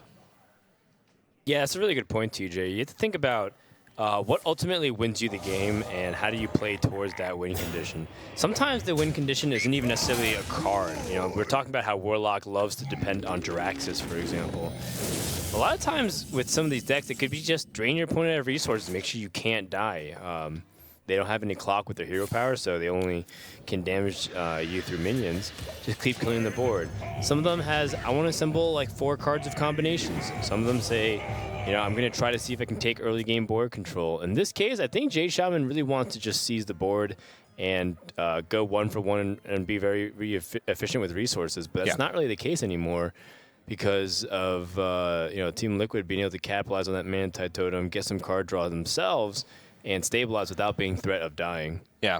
But this is a pretty good position. Their board wasn't cleared, which means that Alliance can start pushing damage and building up a board for their Bloodlust.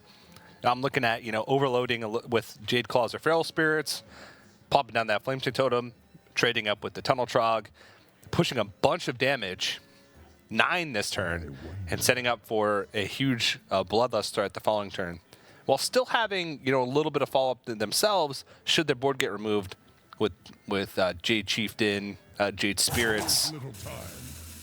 So I think this is going to be a potential setup for Alliance. They do have to be wary, though, of not overextending into clears.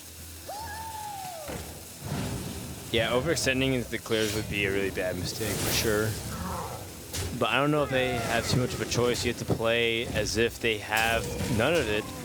Sometimes. We'll see. I think right now they're making a good push here. All right, let's go and listen in now to Team Liquid with a fully reduced Emperor hand. Exact mana to do everything. Let's do it. No Alakir, right? Yeah, it's our only play, I think. Yes, Yeah. yes. But we could consider PO the mixed dress instead, or the Who's... But we get a 6-6, it's weak. Yeah, the 610 is huge. Yeah, this is true. They don't have any. Unless they play Devolve, it's like no way they're coming through. Yeah. No, they don't have enough space for it, and that's for sure. Do you want to tap or do you want to play Ooze Mistress? Probably should have asked that question first. I mean, we should play Ooze every time and Mistress. All right, Ooze Mistress. Like they have 4 cards, right? Yeah. Next turn. Kind of. That was a pretty good turn. That was a pretty good turn.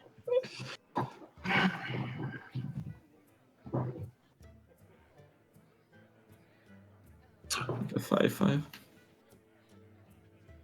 It's gotta be Chieftain. Yeah. Yeah. I mean, I don't see anything else. I wonder.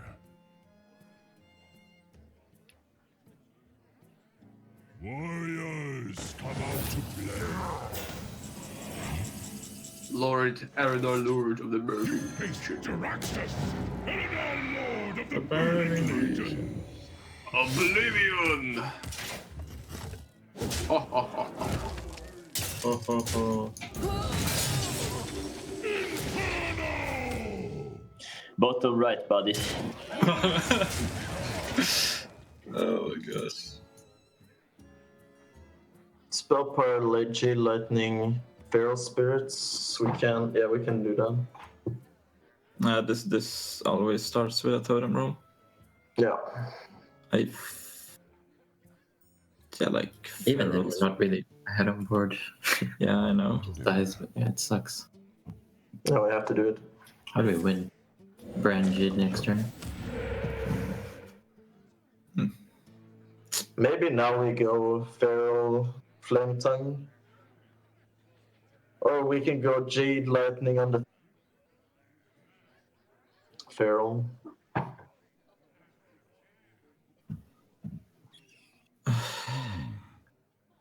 And the issue is the Jade Lightning guy just dies anyway.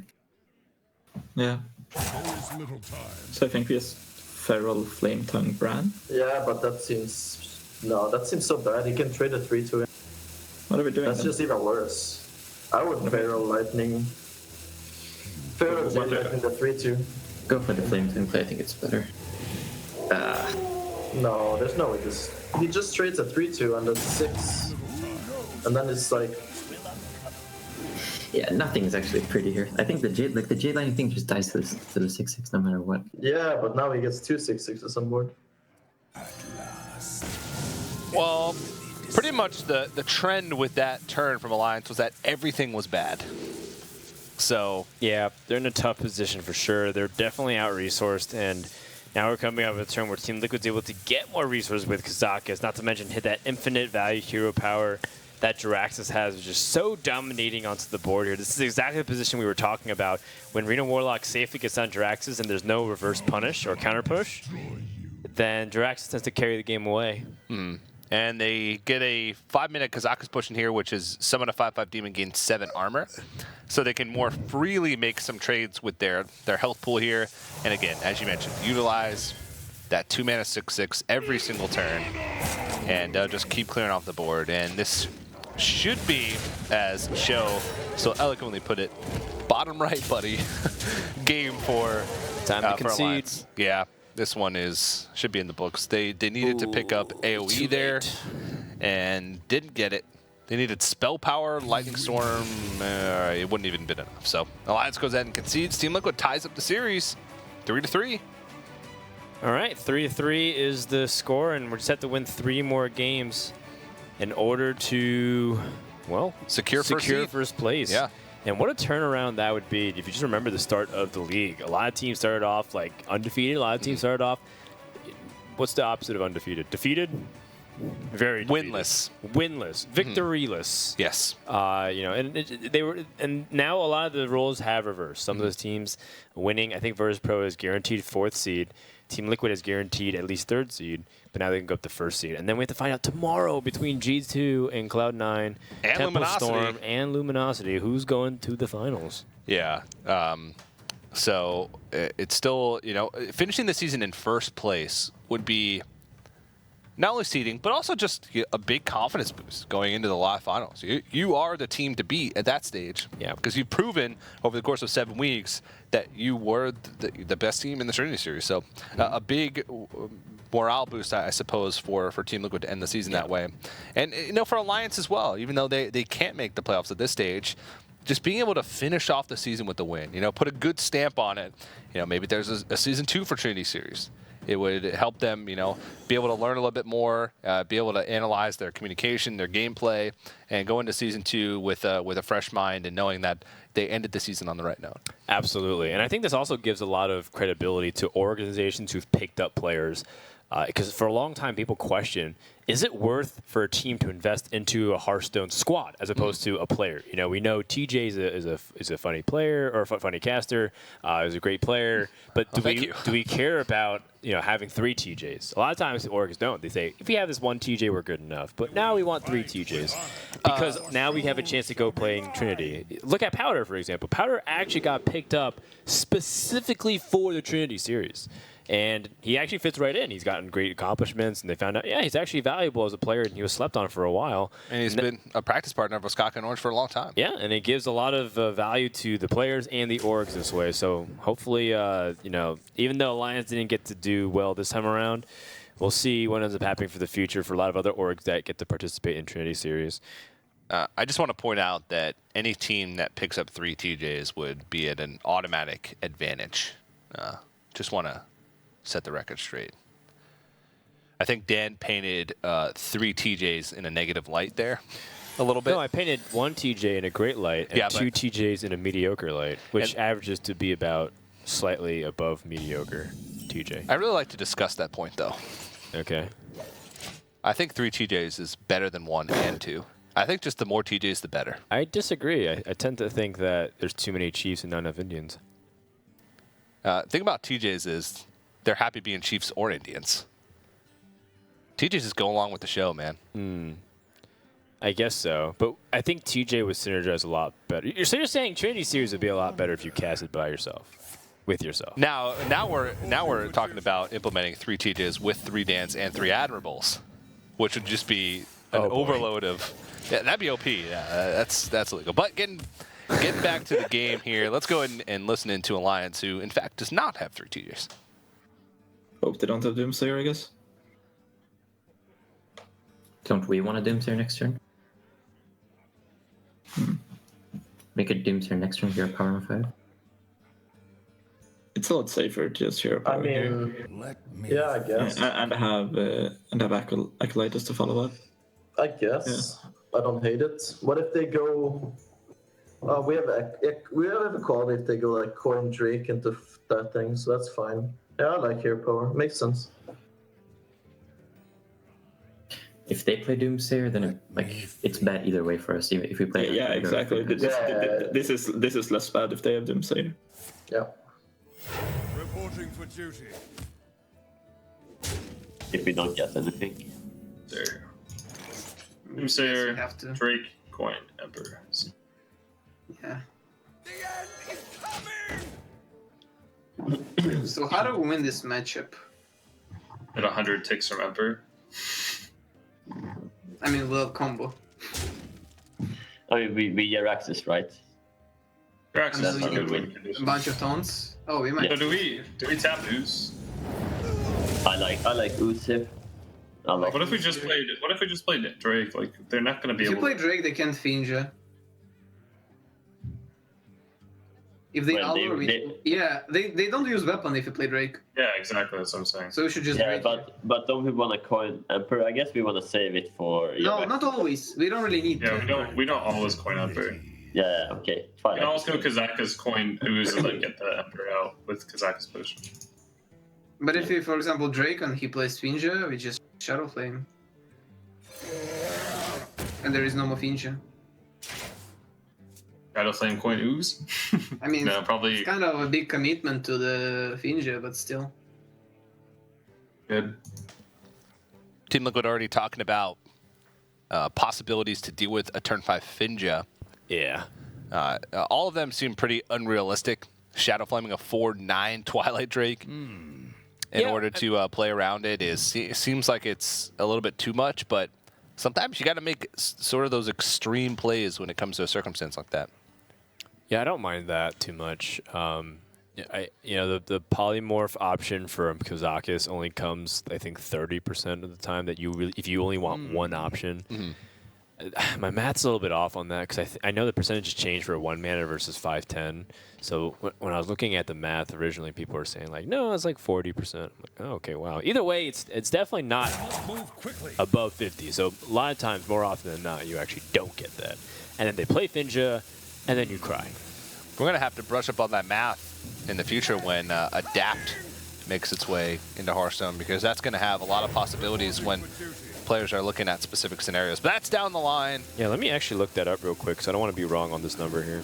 The percentage of picking a specific Kazakis outcome when you are looking for one thing for a 5 mana. Look it up. I'll give you time. Don't worry. Team Liquid does have a way to clear off this Doomsayer, and they're going to get full value out of this Ooze, a full True Silver. Nice. All right, so actually I was really off. It's actually above 50%. It's 53% because it's 8 out of 15 times according to the binomial probability distribution. So the likelihood of getting offered a specific effect in either of the choices is 53% for 5 and 10 mana, 58 for 1 mana. So that means if you're trying to go for it more than half the time, you do end up getting that polymorph potion for Finja. Does that make it worth it? Versus this Twilight Drake is guaranteed to survive unless if they play Finja, and then you can Shadow Flame it down. So I think that's why Team Liquid was taking percentages and making their play. Yeah, they saw a few keeps from Alliance, which usually Finja is an auto keep in pretty much every matchup, and those are cool numbers there. The outcome to get two very specific ones. So if you're looking for, say, AOE and armor, it's 25% for 1 mana and 20% for 5 and 10 mana. So that's actually pretty cool numbers to think about. It happens more often than I think. Yeah. Let's go ahead and listen in now to Team Liquid to see how they want to deal with this board now. Having anything, he has to commit Consecrate, or is that too good for him because we have the Ooze out? Or do you tap Kazakis? Consecrate is really good value for him. Really but good. Then again, he has to have it, and you don't keep it in starting hand. It's only Consecrate and only Bluegill, number 2, right? Those are only... Yeah, I like Emperor here. Emperor is fine. Yeah, we push a lot of damage. Let's do it. Play Doomsayer, so we're... Kazakos, we kind of wanted to do this Bran. Yeah, I agree.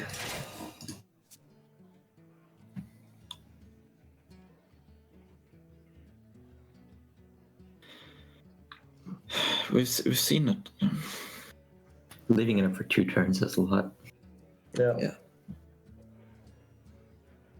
I think it's Equality Acolyte. Quality Acolyte here, bro. Yeah. Like Acolyte, War Leader. No. We really want to play an 8-drop next turn, right? Yeah. Yeah, it has to be Equality.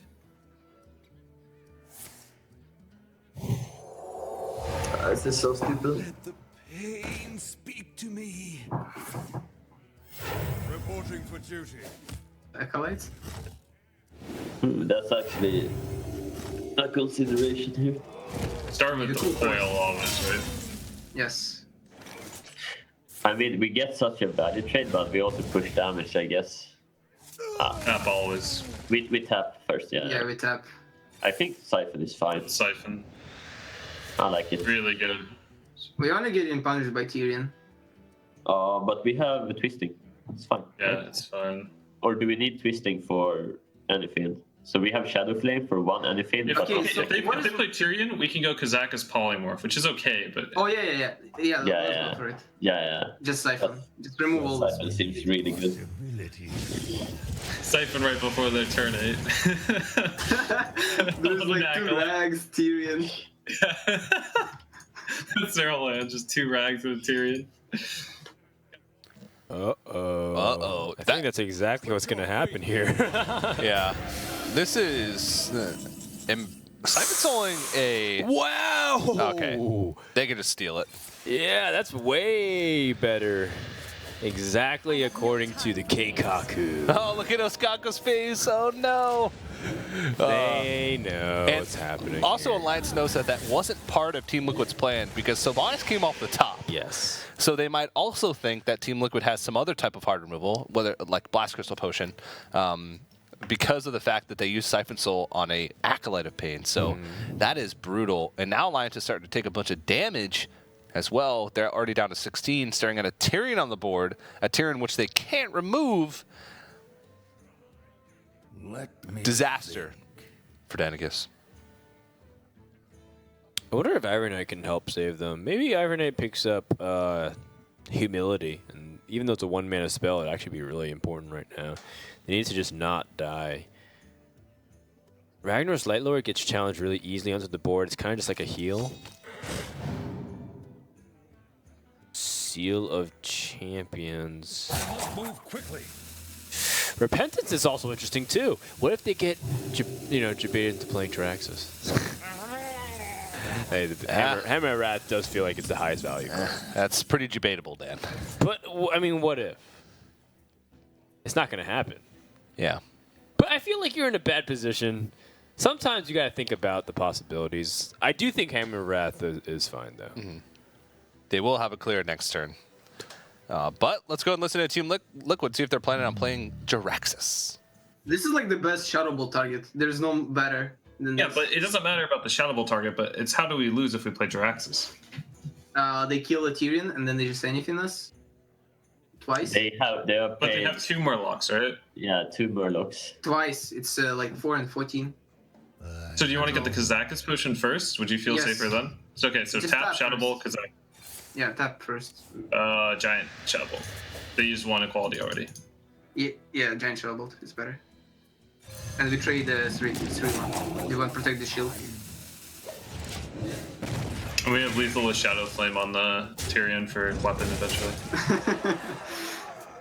So at 14, I mean, we have Lethal on board.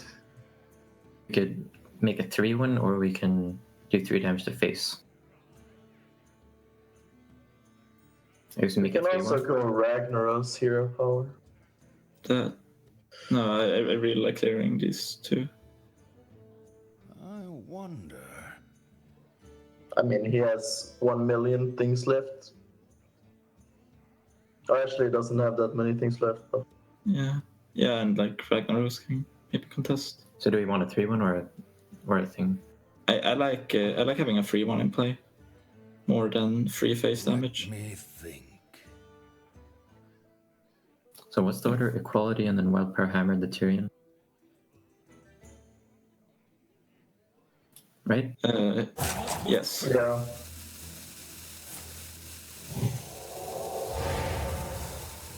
Or we could Hammer face? No. No. I think he just starts swinging.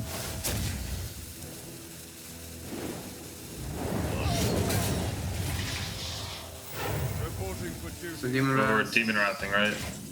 Demon Wrath, Kazakus Potion for 10, and we look for damage.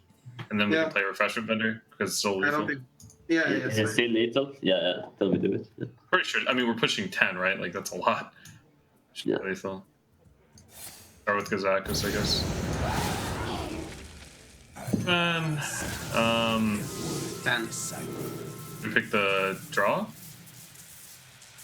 What do we want to draw? We paid Doomsayer, so We have Rag. Draw, right? But we also played Emperor. I mean, Revive's pretty good. It stalls, right? Like, I think Revive is Yeah. fine. yeah. I mean, draw is unnecessary. AOE. AoE, yeah. Oh, is it AoE? I picked I mean, we don't have to play this potion, right? Alright, I have to play MC Tech. Yeah, I think it's better. No. Until dislocated. Wait. I like how Team Liquid they all said different potions. Every time something came up, it was like revive, draw, Freeze. freeze. Oh man, kind of funny. But they settled on a deal 6 damage to all minions and revive 3 minions that die this game, which is pretty much. It's the most raw value. It's the most raw value, yeah, because you clear a board and you also build a board. In this situation, it's a little awkward because they're probably going to have a board, whereas Alliance most likely will not unless they play anything, but their anything is only summoning 2 Murlocs, so... Yeah. Show really just wants to draw cards. Yeah. But this Ashbringer is chipping away at that health total. It's 11 damage right now represented. Potential up to 19. Doesn't look like there's a guaranteed lethal of any kind. Well, what they could do is they could trade into Light Lord, deal 8 damage to face. They put him at 9, and then do Kazaka's Potion. If it reses Doomsayer, it's actually good for them, because then, unless there's a heal comes out, they set up lethal with Rag. So I think that's going to be their best option here. And to be honest, it feels weird, but maybe hope for a Doomsayer, because then it sets up almost a guaranteed lethal. Well, I mean, it sets up almost guaranteed lethal either way. So I guess there's not really anything that could punish them. But I do like that play. It's just, you're not going to find too much use out of the potion. They haven't played anything or enough Murlocs for anything to be threatening. Well, they got a Tyrion and a Mountain Giant. That is... Jesus! That's the nail in the coffin. Oh my goodness, I forgot about that. Yeah, they were talking about Emperor Thorsan. Yeah. I guess they forgot that they had stolen a Tyrion. They also had a Sylvanas as well, which is kind of funny because they used the Sylvanas with the PO to steal the Tyrion. So their pool, their pool was like 5 big boys and a Doomsayer. Their pool is pretty packed full of big stuff. And Alliance taps out, yeah, and Dog's just giggling to himself as Dog does. And Team Liquid takes 4-3 lead in the series. Yeah, Dog's in a giggly mood, and that's bad news for Alliance, as right now Team Liquid is up 4-3 going into game number 8, and Reno Warlock is unchecked right now. With Murloc Paladin, I feel like it's one of its better matchups too. So when you're losing the Murloc Paladin and you don't have Mage, Warlock, or Shaman remaining, you have to turn to one of these other decks that might not be as good. You have to turn to Priest, for example. You don't really want to do that. Do you have to go to your own other classes here at this point? We'll figure it out. Yeah. What was the final class remaining from? Well, they have 2 classes left. They have Priest and Mage. Druid. Yeah, they lost a Mage, right? That's a Temple Mage. I guess they're going to turn to Druid then. I was thinking that they had their Mage left, but we saw it on the screen, so I couldn't remember. Yeah, it's got to be Druid in this stage. Usually you play Warlock to counter the Priest, so that's not going to be an option unless they have some sort of crazy OTK Priest. Yeah, so I definitely think Druid's coming out here, and then we'll see if Team Liquid can upset that and then go into the final game heavily favored. Yeah. Well, it's this game first, so it is going to be Druid from Alliance and Warlock again for Team Liquid. Getting close to closing out this series. As far as the standings go, these games don't have much implications. Team Liquid has already qualified for the playoffs. Alliance has already been mathematically eliminated for the playoffs, but this does matter for seeding, which could be a big deal in multiple ways for Team Liquid. If they win this match, they're guaranteed first place going into the playoffs, which means they play against the 4th place seed, and it also means that they're the team to beat. They got a target on their heads as we go into those live finals. Yeah, very candidly speaking, I think a lot of teams don't really care too much about how the final seedings end up as long as they get to the finals. But there is a certain pride that associates with like, hey, we were the best in the regular season, and we're the only team to go 5-2, while every other team struggled at almost an even win differential. Yeah. Ooh. So Alliance has coin Wild Growth into Jade Blossom. Sounds familiar? Into the Nourish? I think this is exactly how it happened for the other way around. Team Liquid was on the Druid. Alliance was on the coin. And Alliance was on the Reno Warlock, and Team Liquid had the coin into Wild Growth, into Jade Blossom, into Nourish. Exact same scenario. Their curve's intense. Wow. They go Azure Drake into Emperor into Ancient of War. I mean, maybe they want to Nourish first and then play Emperor. Yeah, but I feel like getting on the board, it has a lot of merit, especially going into a big threat turn. But let's go and listen to Alliance and hear their thought process. Oh, nice.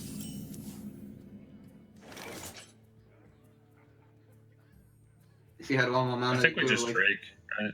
Yeah, just Drake. We can go next turn with Corruption, top Doomsayer. Yeah, I was considering that play. Just Corruption Doomsayer, but it's really weak right now. Yeah, Next without turn might tap be it's okay. weak. Yeah. So if we go Emperor, trade into the 2-1. Yeah, I like Emperor more than. I see no other play, right? What to do? Giant's They fine, would- Shambler's fine. They would have played Mortal Coil if they had it on turn 3. And if they Hellfire, we're fine with that. Or if they Demon Wrath, yeah. I like Emperor. Even if they have Coil Shambler, we're actually still fine. Yeah. Yeah. Because you can mulch trade. Yep. So you just Emperor hit. Yep. Hit the 2-1. Yeah, hit the 2-1. By the power of Ragnaros, I I mean, Yes. we might. Demon Raz? No. So what about Corruption Doomsayer? That's not good, right? Corruption Blast Doomsayer is Crystal. fun. We give them We can- discount. We can also go Kazakus 1 mana potion, 2 damage AoE. I think that's our best chance to win, actually. Because Shadow Flame Sylvanas is so good later, right? We don't want to break We that. can win through Tempo on Kazakus 1 mana. We gotta take risks. Like, I mean, you can try it. And if we don't get it, we can Corruption the Emperor, right? Resurrect is 2-2 boost heal. We don't need heal, so we pick 2-2. no, because freeze. What about freeze? We can go Corruption on it. No, Oh, we yeah, can't, because freeze. we have 5 minutes. We have 5. We can't do it. Oh, But we yeah. can freeze to set up the kill next turn, but yeah. 2 or revive. 2-2 is better. It's only Mistress. Yeah, 2/2 is better. Damage? Kill the Emperor? Yeah. It's 3 damage, yeah. It's pretty bad. But Kazak is. This wipe is so usy for them. Maybe we won if we took it like really late and just like went for like health and minions. I don't know. They weren't able to get the UC swipe. No. Easy swipe, easy money, but it seems like Alliance does have a couple of other plans they can come to. What's interesting is Kazakus Potion for 1. This is not exactly something that you normally see all the time, and in fact, a lot of people would argue that Kazakus is one of the most important things to go for 10. You don't often have to go for 10, but this might be one of those matchups where you really want to plan for the late game. Team Liquid's taking a different approach, saying we're going to be a lot more proactive onto the board here. Yeah, try and win through tempo, which is not usually how you win this matchup. I mean, sometimes it can be, but especially with Emperor discounts, it can be really tough. And I don't think their hand really lends to that strategy either. They just felt like that was their only way that they were going to be able to get through.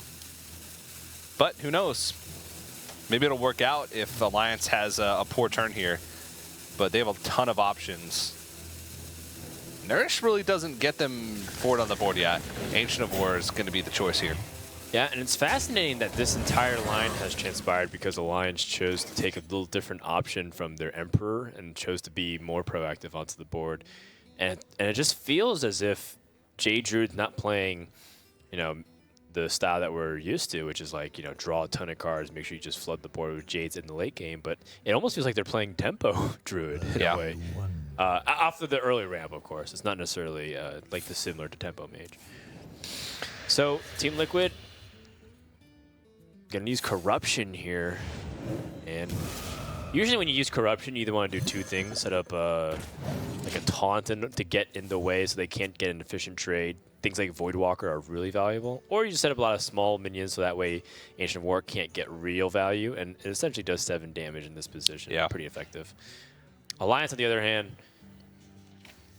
maybe this is the opportunity they can to finally draw here. I don't know if Azure Drake's really important because it looks like you're going to lose control of the board anyways because Ancient of War is dying. So it feels like this is an opportunity for you to draw some cards, remove a little bit, maybe even play Jade Idol if you feel like it's necessary to not lose too much board position. Yeah.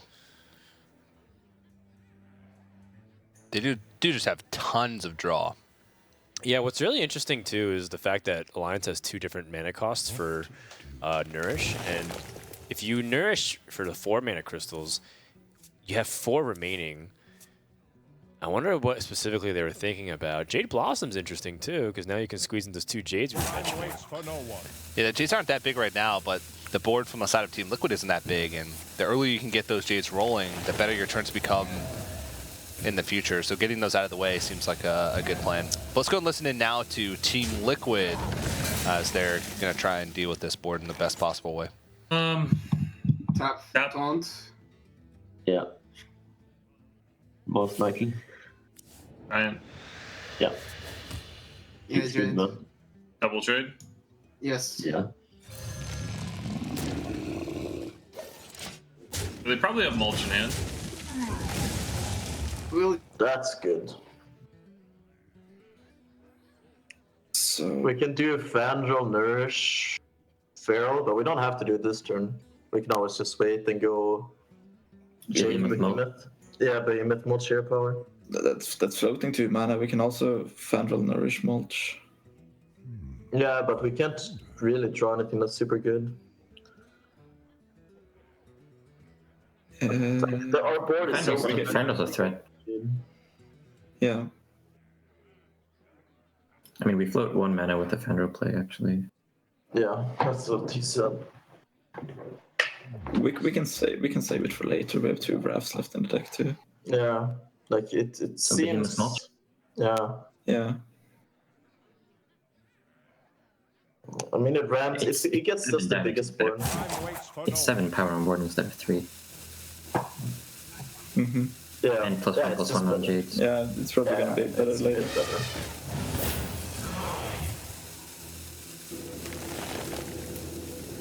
Like, our hand's actually really nice. We have Jake Swipe and we have Fandral Nourish. Yeah, like Fandral Nourish just becomes better with the board. Is the Shambler. way. Yeah, I like Sylvanas Doomsayer a lot. I like it too. I think we just Yeah, like always win from that position Yeah. if it goes off. Yeah, I like it. I like it. I don't think we ever win if we don't go Jiraxis on empty board. Yeah, I agree. Let's do You're it. right. You're right about Shadow Flame. Like 6 damage is not right. Oh, it should be. And if it's not, then we always have taunts. Yeah, and we have spot removal for the bigger ones. Also, we can go Hero Power, Faceless into Shadow Flame, which is really good now.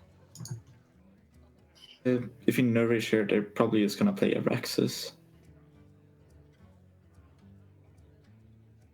Which is somewhat scary, I suppose. I mean, if we nourish, we're always trading into the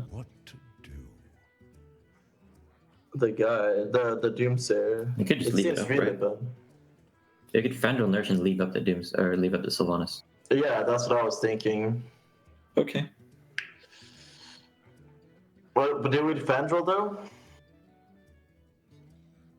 Yeah. Yeah. Okay.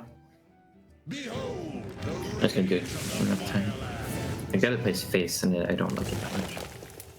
We got a Wrath and a Feral. We're using the Wrath, right, to cycle here. You want to draw more Jade cards? Breath on the there. Yeah, I guess. Yeah, we drew the Jade Armor. It's pretty good. Do we play it? Yes or no? Yeah. It's only a 5/5, so that's good. Yeah, I was thinking about like. I mean, it's fine. They do play MC Tech though. Yeah, like we could actually fall behind on board. TJ, I gotta say, I'm a big fan of the Doomsayer and Sylvanas play. It felt like it set up a lot of really good opportunities for Team Liquid. On paper, immediately Doomsayer leads into Jiraxis, but if they don't get it off, then they keep Sylvanas on board, which helps them dominate a position to use Shadow Flame. Right now, they have a Shadow Flame clear. They also have a Shadow Flame steal and heal, which is also interesting. The steal heal play jumps out at me. You can also preserve Sylvanas by using a different target for Shadow Flame, but then it's a little bit weaker to some other direct removals versus getting value off of it now. But I like the position they put themselves in, for sure. Yeah, they gave themselves a lot of options should Alliance have overextended on the board, or if they just let it go off, everything would have been reset, which could have given them an opportunity to play Jiraxis going into this turn. So all positive things for Team Liquid with that line of play, and they're still faced with a really difficult scenario. Even the Shadow Flame and then heal. Still leaves them with just a 3-3 and a 3-4 with taunt. But it looks like they're actually going to try and go for just a little bit more value with this Sylvanas. And straight up heal. Yeah. Wow. This sort of serves the same purpose. It forces Alliance to either trade both of these minions into Sylvanas and reset, which leaves them to the 3-3, and they hold on to Shadow Flame. But then they lose the Blast Crystal Potion, which is really powerful removal tool for as the game develops. Yeah. One thing that's interesting too is that if you used Shadow Flame on a non-Sylvanas target and you kept Sylvanas alive, actually I don't think they had enough mana to do that. But if you were able to do it, then you kind of force your opponent to play like removal, like swipe, and that consumes their entire turn, and that gives you the opportunity to play Jiraxis. All you're looking for is for a turn for Druid to have a moment of weakness where they can't really do much, and then you can play Jiraxis if you have a preemptive board. But when you use Blast Crystal Potion, one of the things that I am worried about for Team Liquid long term is how they're going to deal with the Jays if they start playing them 2x2. And when you have Guidance Hand and Auctioneer in the hand, Alliance is in a good position to do that.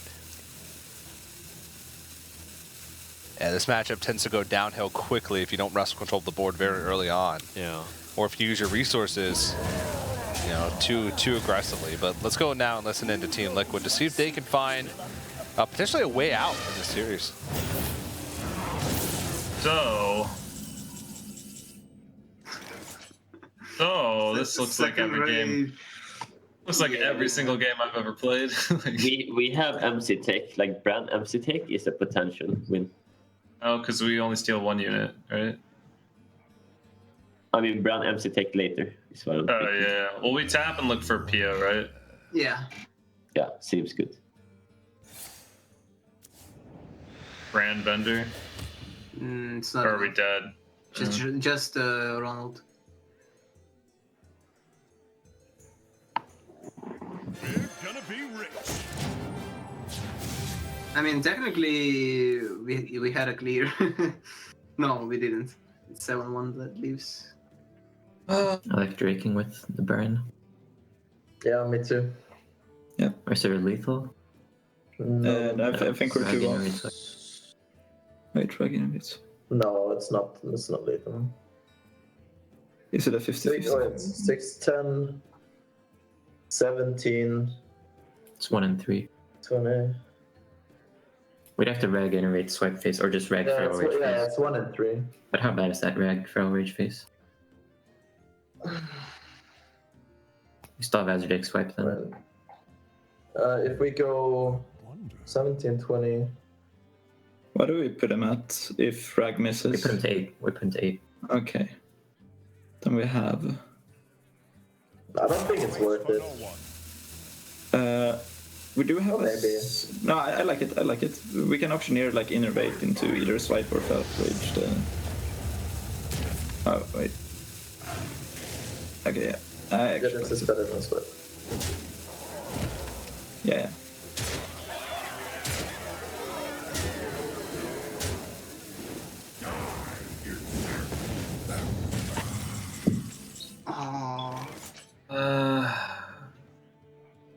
What if they run a Doomsayer? Then we can win. We have to tap for... or for 10 cards, we can't tap. But we play Brand first, right? Because we're gonna play Brand with MC Tech already. We even steal that. We can also get PO, like PO Shadow Flame. PO works. So if we start with Brand, we draw MC Tech, we can play that. The way we can go like Shadow Flame, Hellfire. It doesn't clear. Right, so starting with Brand. Yeah, Shadow Flame Hellfire clears, but actually... No, it doesn't clear, because we can't kill the 8-8. Was Arena? Huh? We have to Shadow Flame the Arena. Oh. Alright, so if they play a Doomsayer, we can win. Go for it. That was a close game. Yep.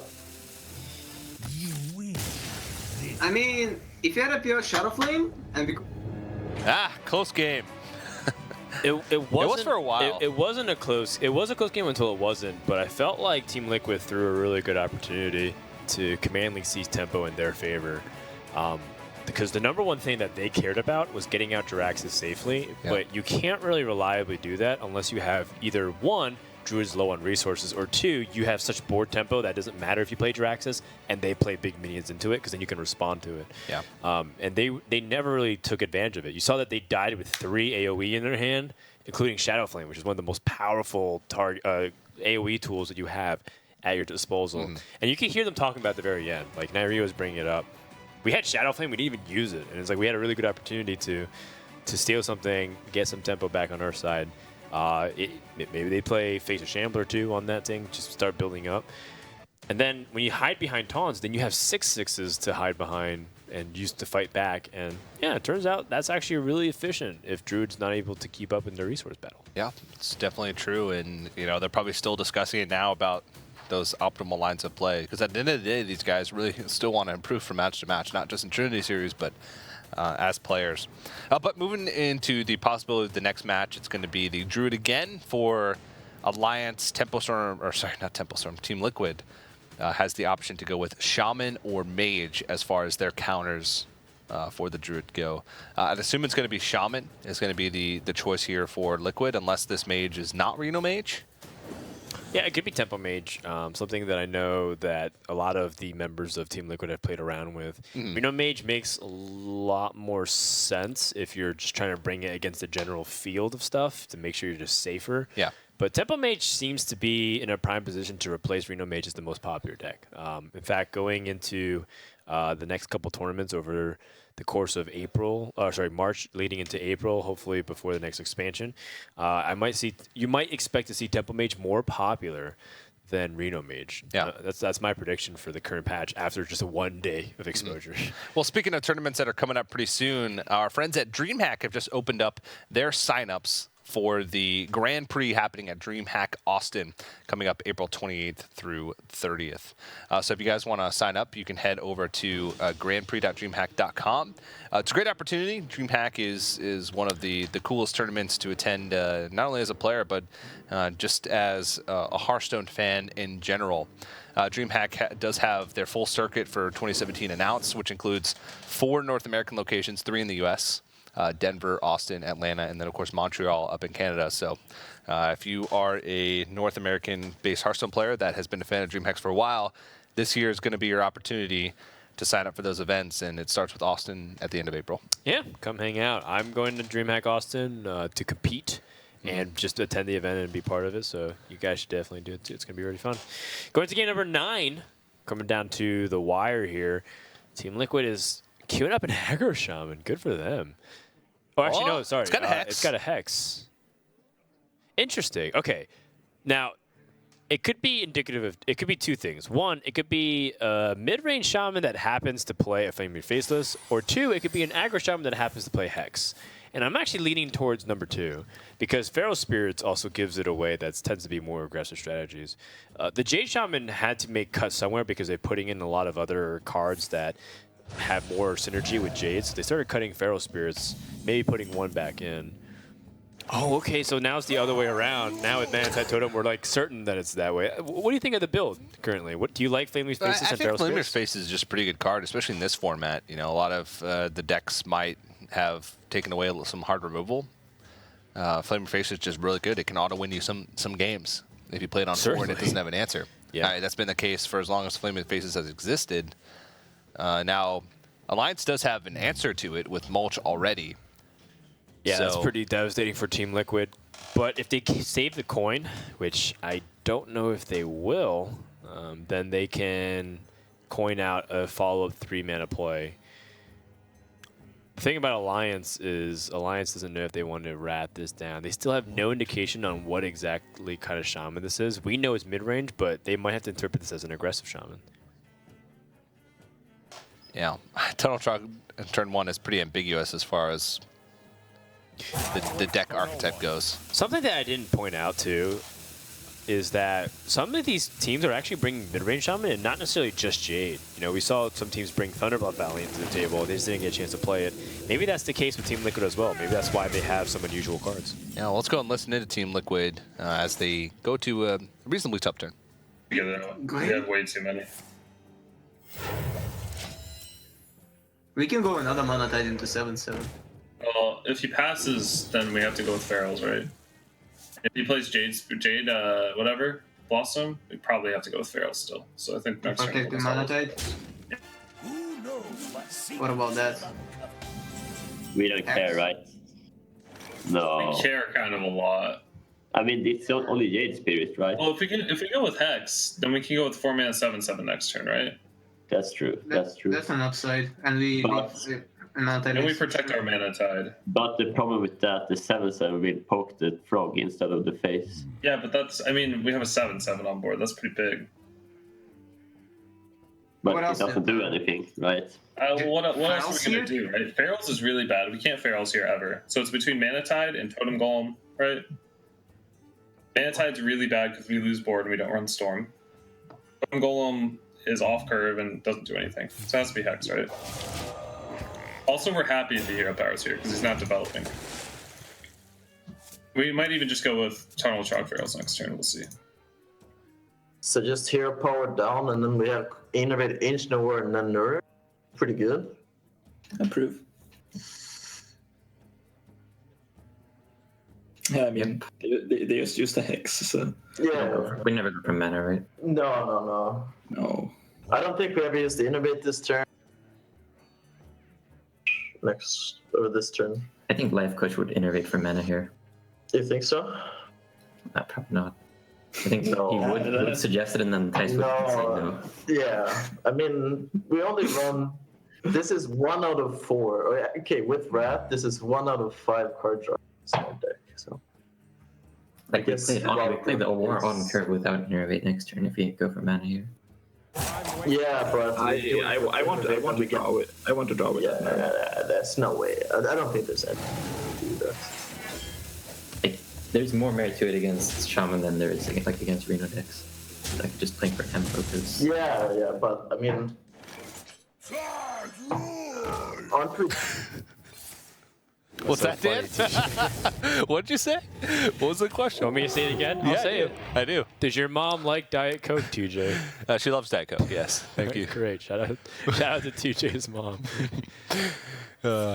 She watches Trinity Series. Does she? Yeah. That makes me We used really to talk happy about to all hear. the time. My mom used to watch all the time since I first started casting because she thought it was so cool. For people who don't know, TJ has an unhealthy obsession with Diet Coke. And Coke he's Zero. drinking one Coke Zero. right now. No. And we were just asking him random questions like, "Where'd you get it from? Did your mom pass it down?" Those weren't the questions at all, but. All right. Well, Team Liquid has pivoted from their strategy a little bit, going with the Tunnel Trog strategy. And now they can once again build it up. They can actually buff it twice over with the Totem Golem and the Lightning Bolt. And that's the max amount of damage they can generate. But still means require trading 2 minions in, right? Yeah, I don't think that's that big of a deal, though. You're trading in one of the Feral Spirits and a 1-mana Tunnel Trog, plus a is Lightning Bolt as a true. resource. The question is what do they go into next turn? They're going to overload for 2 again, so they're going to be on 4. Oh, that's perfect. 4 mana next turn. Flame Wreath Faces next turn. Call it a day. Yeah, with options to either play Feral Spears number 2 or Mana Tide Totem, which isn't that strong. The one thing that I would love to somehow get out of the hand is an Azure Drake, so that way you can get that spell damage out, but I think this is still the best course of action. Yeah. Man, Tunnel Trog is just so sick. 1 mana, killing 7 with the help of a bunch of other things. But look at that tempo that was gained here for Shaman. That was insane. Yeah, that was a storm of tempo right there. Wow. Whoa. Did you ever hear So about our that's where second Raynad got it. Yeah. Well, there's a second. There's like a B team that we're gonna make for our Hearthstone team originally, and we're gonna call it Momentum Monsoon. Okay, that's good. That's real good. You never heard that before? No, I've never heard that before. Momentum Monsoon. That's a really good one. All right. Well, let's go ahead and listen into Group Water. 3-4 into 2/2 and 2/3 face? Or what? Do we Yeah. trade? We trade the 3-4 into the 2-2. What's the purpose of trading? We can also trade the 2/3. That's our 2-3. The purpose of trading because Our feral dies on board. Yeah, and we have Flame Tongue, so we can trade into anything later. Yeah, okay. Oh, yeah. Do we trade 2-3? I don't think so. No, I don't think so either. Okay. Like, it plays around Wrath plus Hero Power. I don't know. It plays around swipe onto the frog. Kind of. Like swipe mulch. Much swipe. Oh, yeah. Actually, it's worth playing around that, I think. 2 drakes left this one.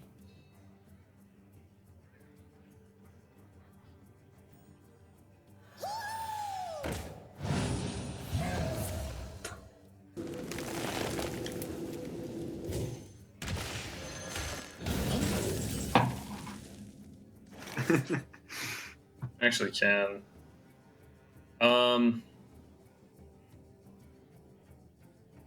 Feral's mana rate seems pretty good, actually. Kind of hurts us, but we can always trade it in, right? The alternative play is just Drake, but that's really weak. How much will it hurt us, though? We can trade it in if it hurts us too badly. Yeah, that's true. Yeah, I like that. What? They like? Feral and Mana Wraith and trade in 3-2 into 3-3 and go face with the. Then we have a big board for Flame Tongues as well. Okay. It disrupts their turn, right? I mean, they're only playing one unit a turn anyways. No way. Not like this! Not like this! Okay. Bottom right. Swipe, yeah, bottom right. I agree with bottom right. That's the biggest. Swipe Wrath here, Power clears the board. With Wrath for 1 as well. Oh, is it? Yeah. Oh yeah. Yeah, it is. Nice.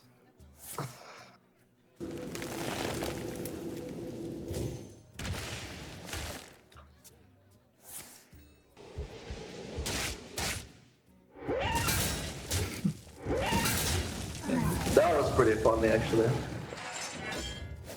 We might get Doomhammer. This is the second Ferals. Do you think they run? Nah, they don't run Doomhammer in their Hex Monotite Totem deck. No. Well, they could. This They're has probably to just be like normal mid-range. Yeah, the thing is they're trying to counter Druids. That's why they play this. Exactly. Yeah. Oh wait. The light. Ah, this is pretty unusual. Yeah. Well, I mean, it's not unusual in the sense that it's not that unusual to see like early game minions in mid-range Shaman, but what is unusual is that we haven't seen Argent Squire in mid-range Shaman for years, TJ. It felt like this was like the very beginning of mid-range Shaman. And I was going to say, like, well, it doesn't seem like Team Liquid is playing much of the Jade package at all, but they do have Jade Claws in there. So now I'm not sure. You had played Jade Claws, played Jade Lightnings. They probably have Jade Chieftains. What did they cut? I don't know.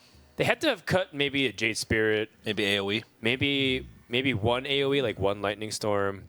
Maybe one Jinyu Water Speaker. And they had to fit in some other stuff because they're playing double Mana Tides. They're playing Argent Squires. They're playing Flame Wreath and the Feral Spirits. It is very peculiar. Yes, indeed. It's not really the cleanest rag situation because you can hit Argent Squire. Oh well. And one of these three outcomes are going to be really sad for Alliance. Wow. Hedge against the Squire hit. Oh, and it gets the right target. Yeah, and if they didn't, then the Flame Tongue Totem would have completely wrecked them. Well, Dan, it looks like it's time to go wide. Yeah, they can go wide with Jade Claws to help get them some assistance. Swipe's already been used. Blood Mage is really good. Soft counter to Rag to stall for time. You can even play Mana Tide to help you get some card draw because it looks like your hand's pretty feeble at the moment. So I could Totem up, Jade Claws, Mana Tide, and Blood Mage. Yeah. That would be 9 mana. Flame Tongues usually used as a follow-up instead of a proactive play. If some of this board sticks, which it's likely to, should Alliance not pick up a swipe. It's so vulnerable to swipe, though. That's what's really scary. Not even attacking with the weapon. Interesting. Trying to conserve its resources, realizing he has to win the value fight. Emperor Thorsan is a nice card, but it can definitely sit on the sidelines. I think you can get away with Gadget Stand drawing this turn. Well, you could go with Emperor plus Feral Rage, which would set you up for like a even bigger turn next turn potentially. Oh, you're right. Well, because the problem is if you play Feral Rage, you can't really eliminate some of these other 1/1s too, but all of them are threatening in their own way.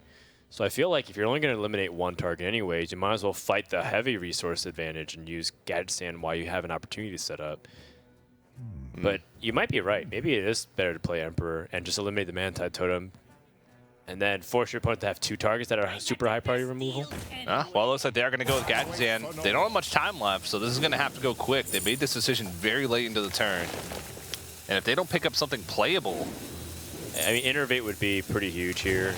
One more draw. Get something. They got it. They got it. So now they can snipe the Manatide Totem as well. Oh, what did they pick up? I couldn't even see. It was so fast. They actually went Jade Blossom. Okay, that works. And they hit probably one of the worst targets. But now let's go ahead and listen into Team Liquid. They have a small board, but they can buff it up. Let's see what they want to do. So each one of those represents, so we have 8. There's no way we're getting close. So... I think we bolt 1. I mean, we can start with Hero Power. Do this. So we double Flame Tone the Squire, I think? And play Thing from Below in the middle. We're lightning bolting and trading in the Squire, right? We don't kill the rag. Rag. Yeah, we leave We the don't rag, kill the yeah. rag? Okay. We need to kill them like in 2 turns. Well, we want to trade the Thalnos because we want another draw to put more pressure on him, right? Yeah. And We double Flame Tongue with Thalnos, right? no. With the No? we don't need to draw. We do want to draw. We want to put as much pressure Not this this turn as we turn. can. Not this turn. We don't have monster players. Freaking me out, man. Freaking me out. I think we do something like this.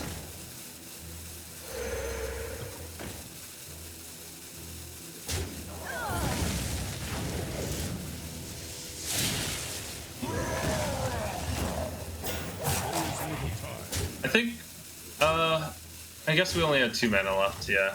Okay. We have a Thunder Bluff. Ooh, That's a good draw. But we needed an Asher Drake.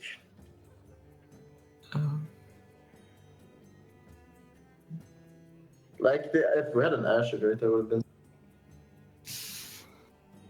What do we do here? We can swipe a Flame Tongue, Fandral, Feral Rage. No, we can't. No, we can't. I mean, it's swipe cheap Behemoth if it's anything.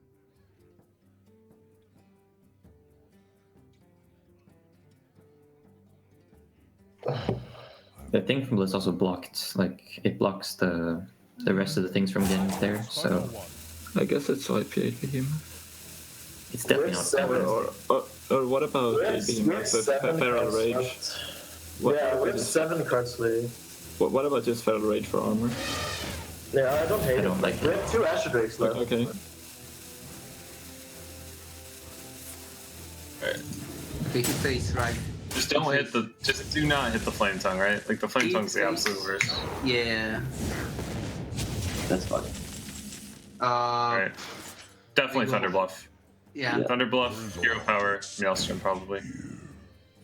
If it does anything, yeah. I guess we do it anyway. We do it right? anyways, right? Yeah. We want the body.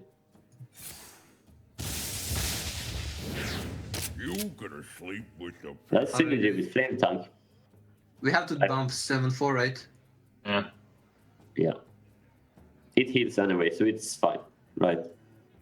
Yeah. We ignore the 5-4 and go face with the rest. We can kill it with one totem in face. But we don't want to trade the totem, right? Because we want the heal. Oh. Yeah, we want the heal for sure. We're out of swipes also. So just face. Don't punch with the weapon. Or do we punch with the weapon? Like, is it relevant to save the weapon? Don't trade the Manatide. Because if we get one more buff, we just win, right? Yeah. I like the face damage. Sure. Do they attack face? We also get the card. I don't think so. Face double Jade Claw. Oh, Ah, punished. we have only 2 weapons. Like, Yeah, we only have 2. So Are we just dead? Yeah. no, Fandral double Feral Rage kill the Thunder Bluff.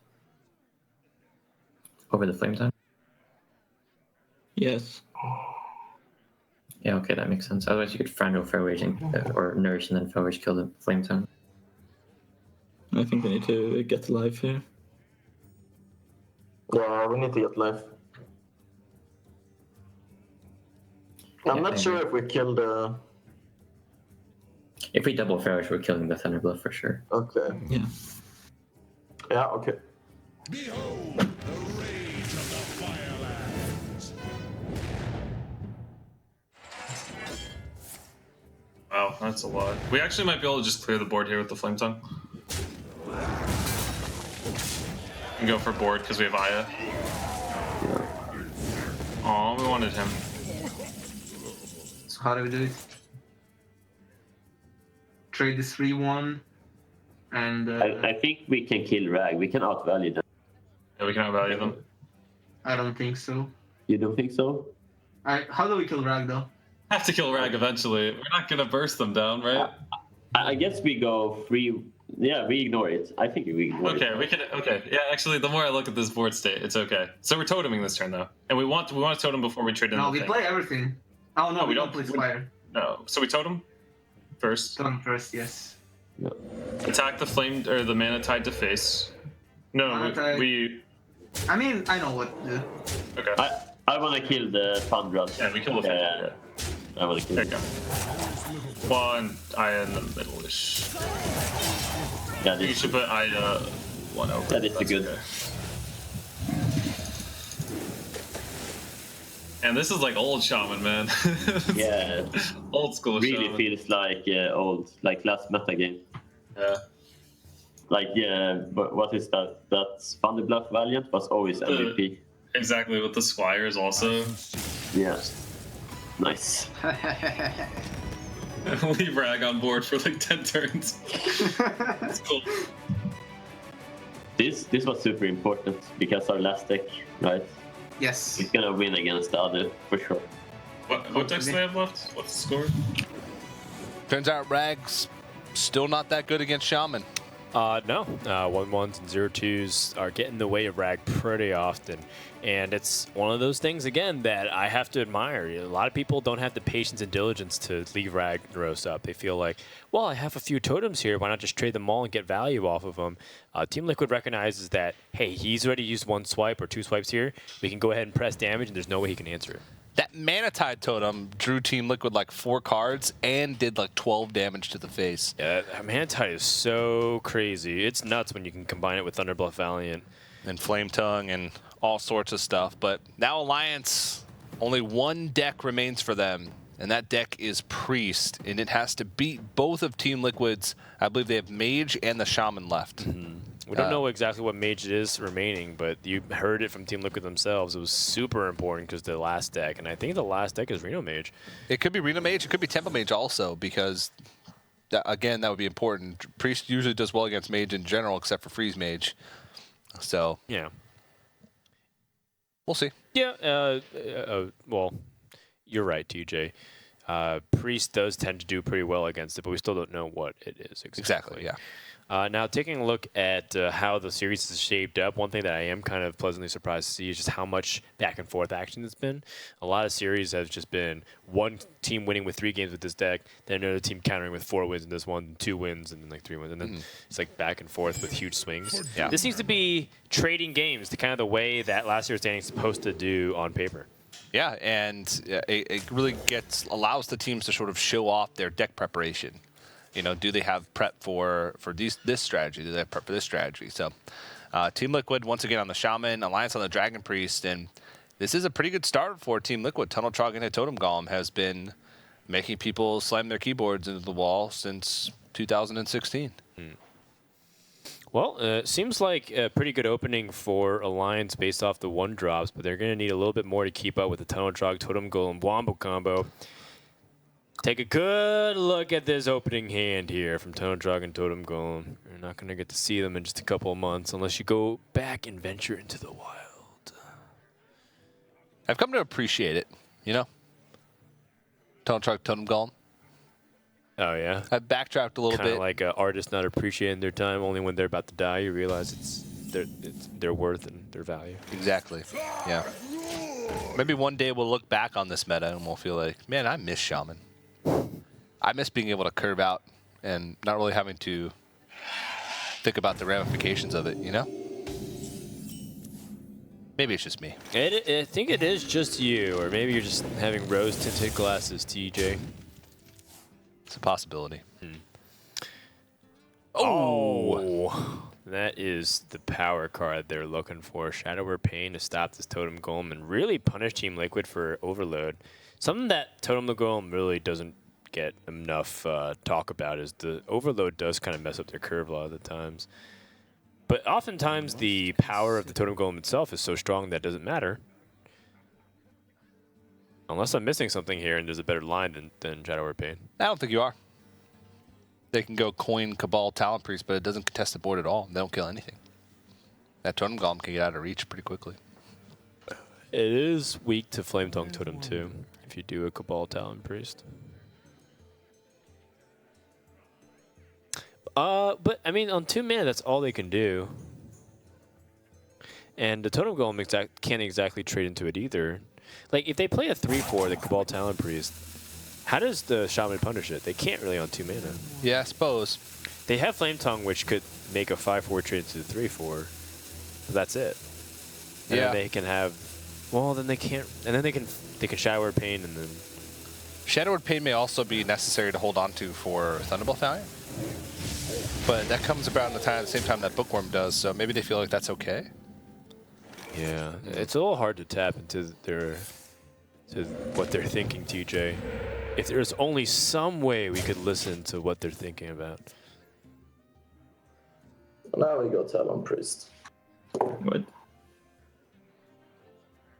You don't like Guardian? Coin Guardian? Why? Why use the coin? The Twilight Guardian can text. You're right. We can't coin Guardian into Guardian. I must consider. Yeah. Yeah, okay, so Talon Priest kill the 1/1.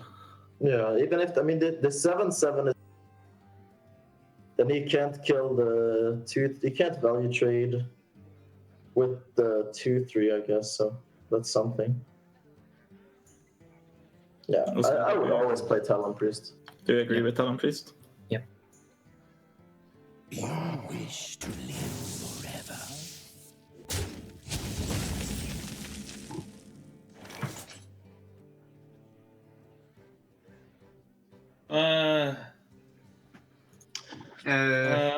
I like Feral Squire and trade Frog into free.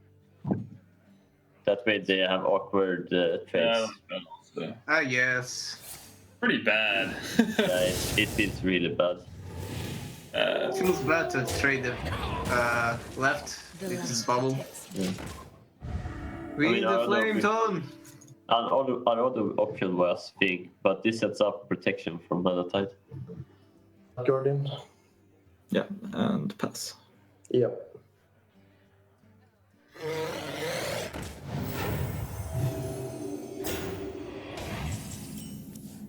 Well, Team Liquid was kind of hoping for a Flame Tongue Totem there. Would have helped them be able to deal with this board, but at least they have protection for the Manatide Totem, as they mentioned, which might allow them to find resources.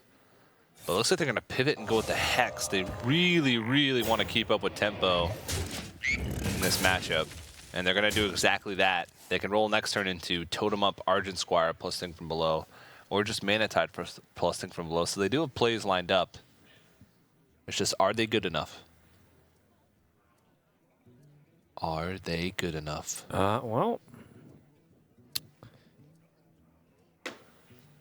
not really. Yeah. You look at this position here, Alliance has kind of the whatever way they want with the board here. The 3/6 dominates the state of the board. Oh, they get their own Nose Tormo. How hype would that be? 1 Hex is already used.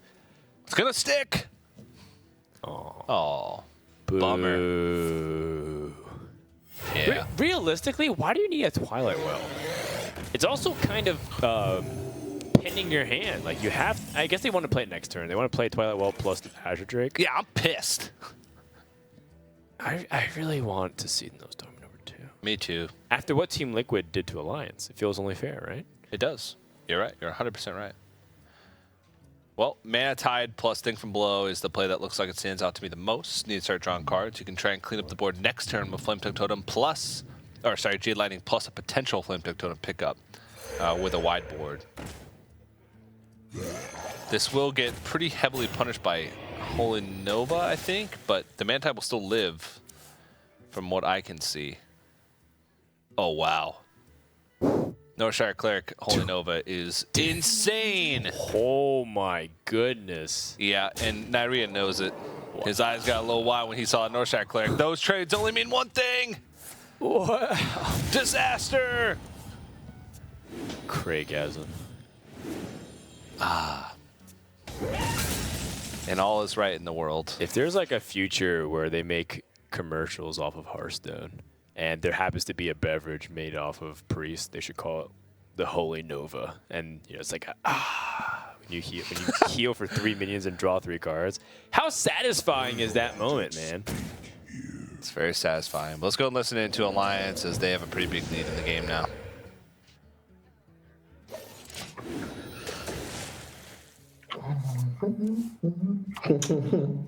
Hello? These. Oh, I'm gonna that Thunder Bluff. Yeah, we always do that, but we should probably PO powered first. I mean, we could draw Shadow with Pain. Yeah, I like hedging against Storm here. Okay. Yeah. So, which one? I even like trading the Nether Spite into the 3/1 totem, maybe. Yeah. I think we do it on the 1/3. The 1/3 seems pretty good this game. Isn't it on the Twilight Guardian? No. If we're gonna clear off the rest of their board, I feel like putting it on Twilight Guardian is good. I mean, the North Yeah, I like it on the Guardian as well.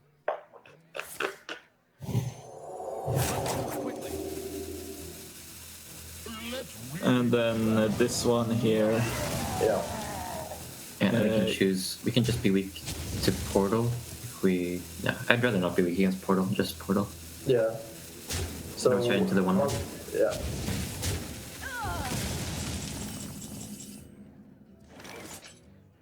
Seven, Monetite Squire, something, I don't know, whatever. Yeah, sure. Sounds good. The light protects me. Can I just snap death this so they concede? Okay. And then heal the Guardian, and then play Cabal on the 3/6, I guess, or on the Guardian. It doesn't matter on one of them. Just heal first.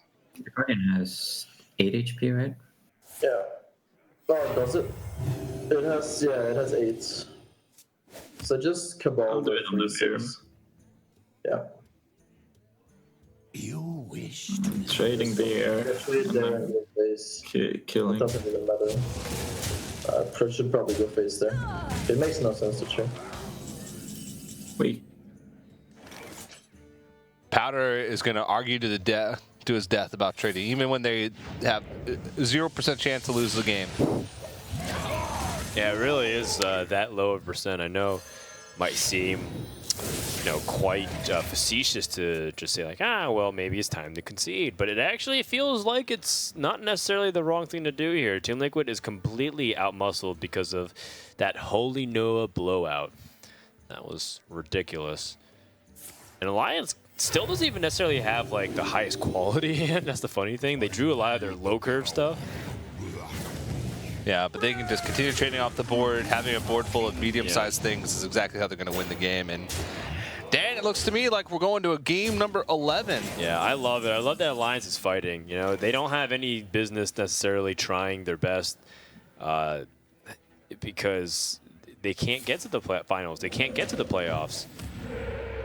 but they're still giving it their all, and that's super respectable in my opinion, and I love it. So we're going to game number 11 here, which looks like the Priest is still going to be driving here up against the Mage, and based off the way, well, Team Liquid totemed after.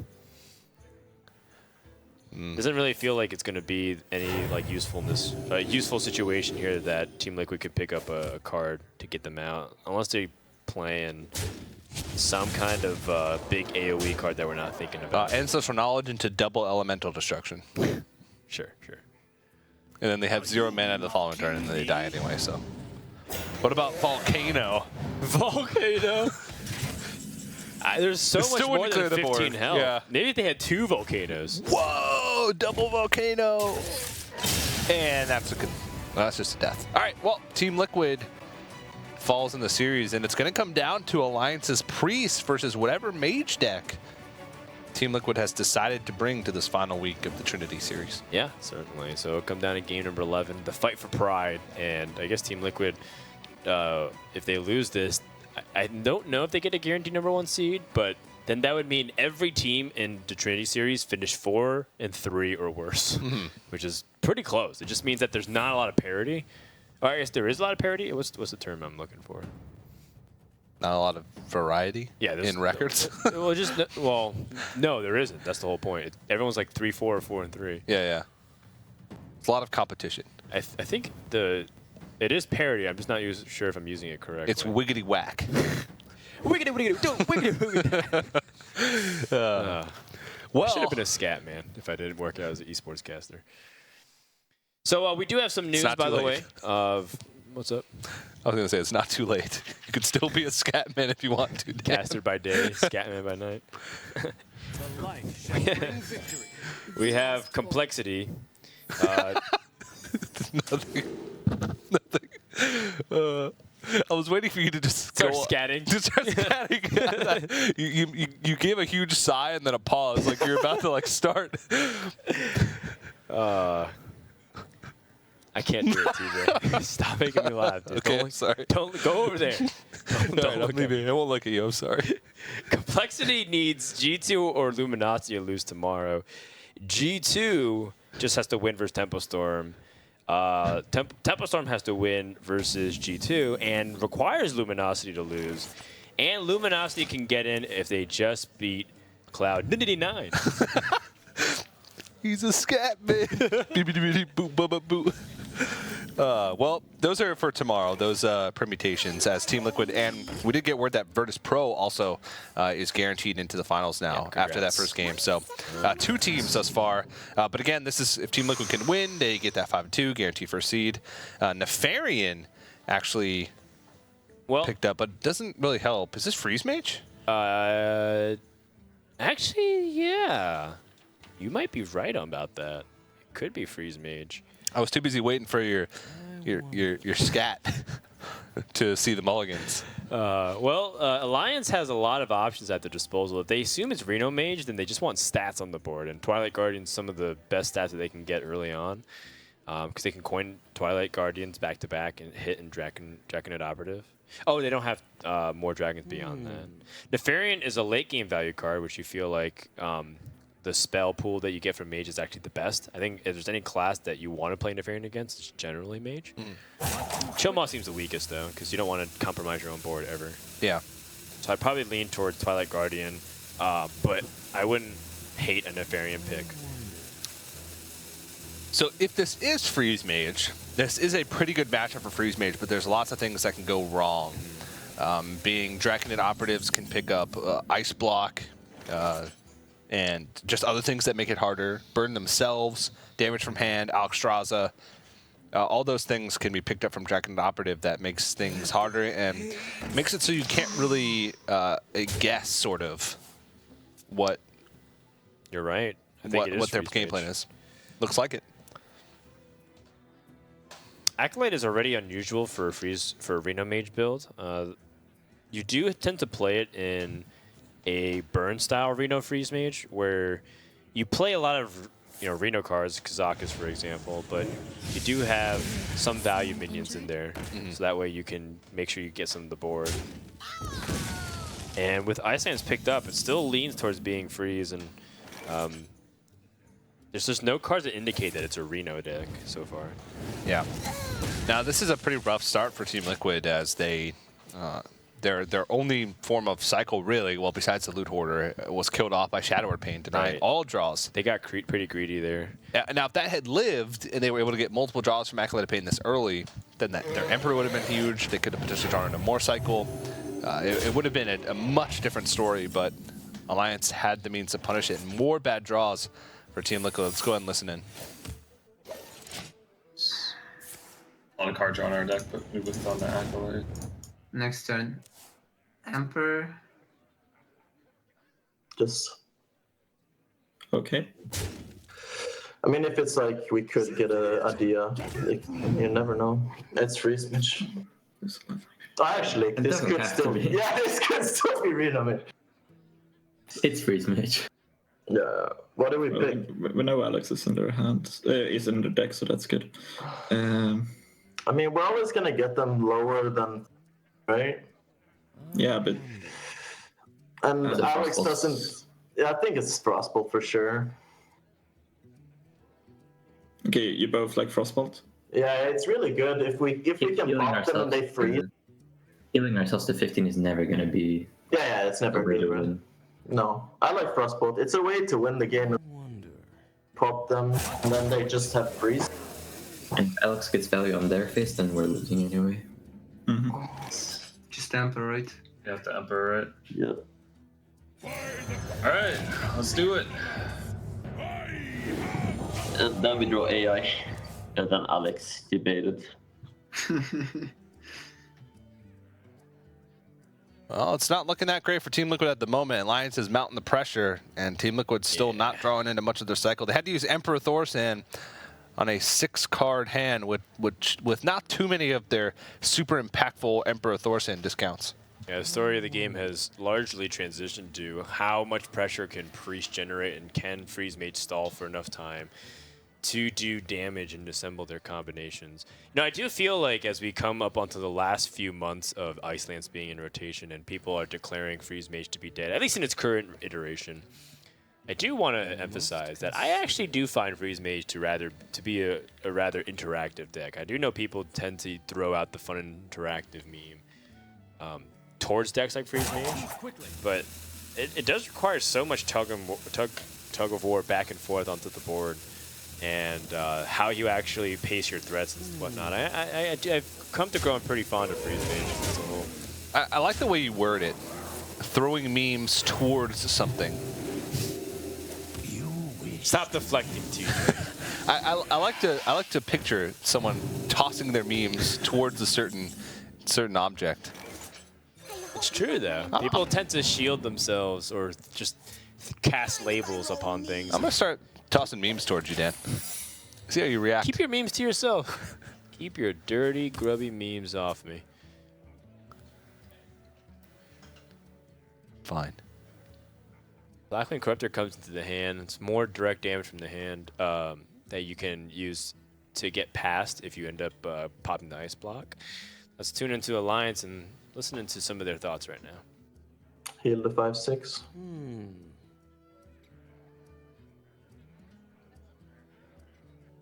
In the 5/6, play like Twilight Guardian. Yeah. Then we're gonna power. We can also just go. We can just push all face, right?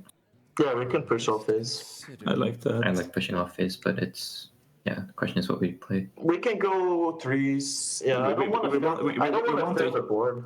We want to heal, right? Yeah. Okay, sure. Heal the operative.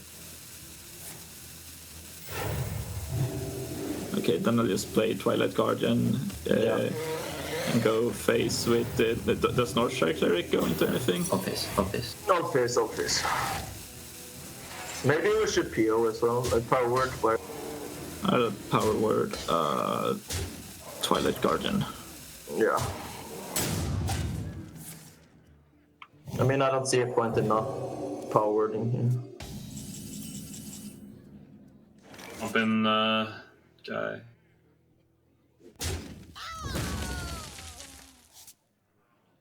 We Blizzard ping the 3/4, right? face.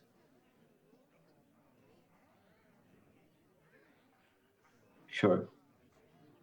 Sure, what? It seems good. Because leaving up cleric is good. They can't Holy Nova. They will over. I mean, That might flipping face, so happen. do we kill the minion?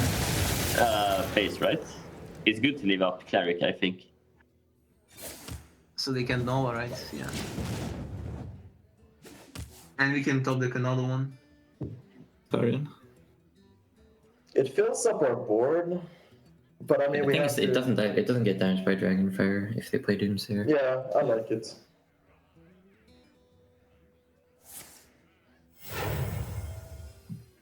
Ice block. Oh, okay. Oh, that's actually sick. Yeah, counter spell's so good. Also, It's like really. Yeah, it's double secret as well. Speak to me. It's only one death or pain.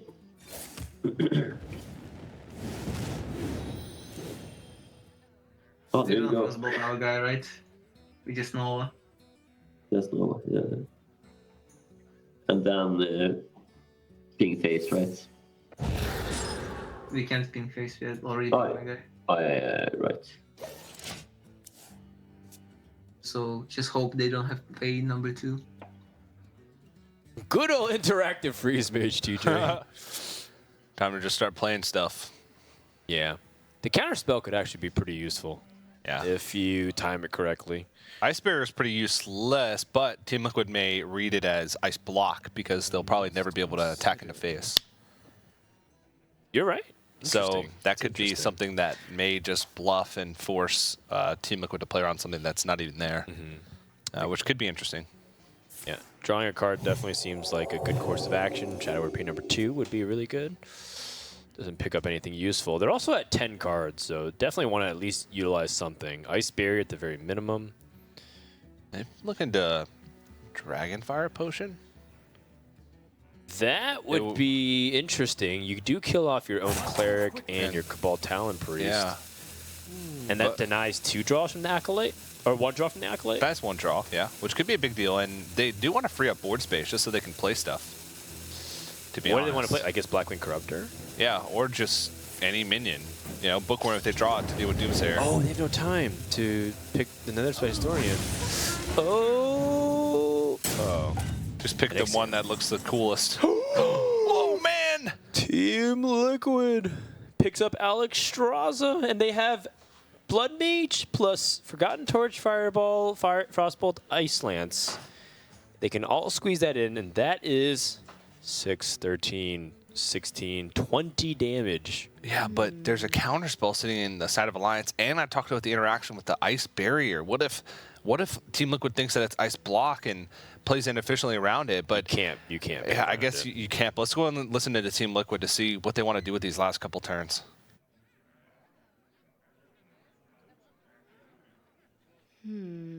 What if they can?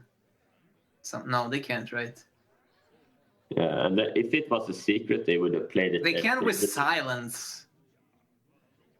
Silence? How much damage do we have with silence? It's 9 plus 17. I mean, we just have lead on next turn. If you just silence. Yeah. Even if they have Holy Nova, right? Yes. And we have block even. So we can like block, torch, fireball, something. Or just torch, ping. Card in our deck is operative, right? Yeah. Because we have Holy Nova. Holy Nova. We have the pop with Frostbolt and Holy Nova as well. We just want to get down the counterspell and heal our face. And we can play Ice Barrier. So we don't actually have to pop. We don't have to kill the guy. No.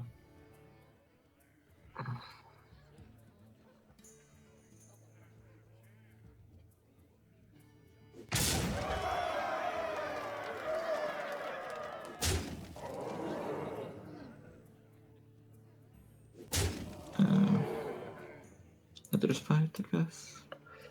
So heal our face. I guess play the Cleric. Yeah. Or maybe Azure. Yeah, I think I should. No, we want to play both secrets, I think. Both secrets, yeah. and then play Why? another. Because I mean, if we can get, I guess maybe it looks Do I worse. trade anything into Alex? Actually, open. Trade a 2-1. We can. Yes, we can. So can we play around polymorph potion? No. We can't. Wait. I mean, we either play around polymorph, around block, around counterspell, or around. Play around polymorph counterspell and potion. block, right? If it's polymorph potion, we just have lethal, right? It's 7, 13. No, we don't have lethal, but we can just set it up if it's. So we go Thalnos Torch every time, right? Yeah, we can block after, right? Thalnos Torch is best, right? Yeah, and if it's counterspell, we have block, so it's fine. So Torch. Okay. We can't lethal in this turn, which is fine. So we go. We want to utilize Thalnos as much as possible, right? Yeah, so we probably have to go Frostbolt, Ice Lance, Ice Block, right? Yeah. It's Ice But Block we have another lance though. Like we could draw another lance. Does that matter? I gotta go fast. I don't know. Frostbolt, Ice Lance, Block. Basically. I don't know. Do you think?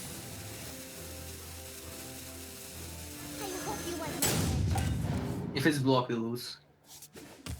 Yep. Mm-hmm. Yeah, there's nothing. We heal our face. We pop Yeah, them. we heal our for the face one. and pop. Yeah. There's no healing in the stuff. Yeah, just like we have Blackwing, Frostbolts. Yeah. Just do whatever. Yeah. Just clear and heal face. I guess So- play the Acid Drake if it somehow delays. It doesn't though, but yeah. No. Just play it. Whatever.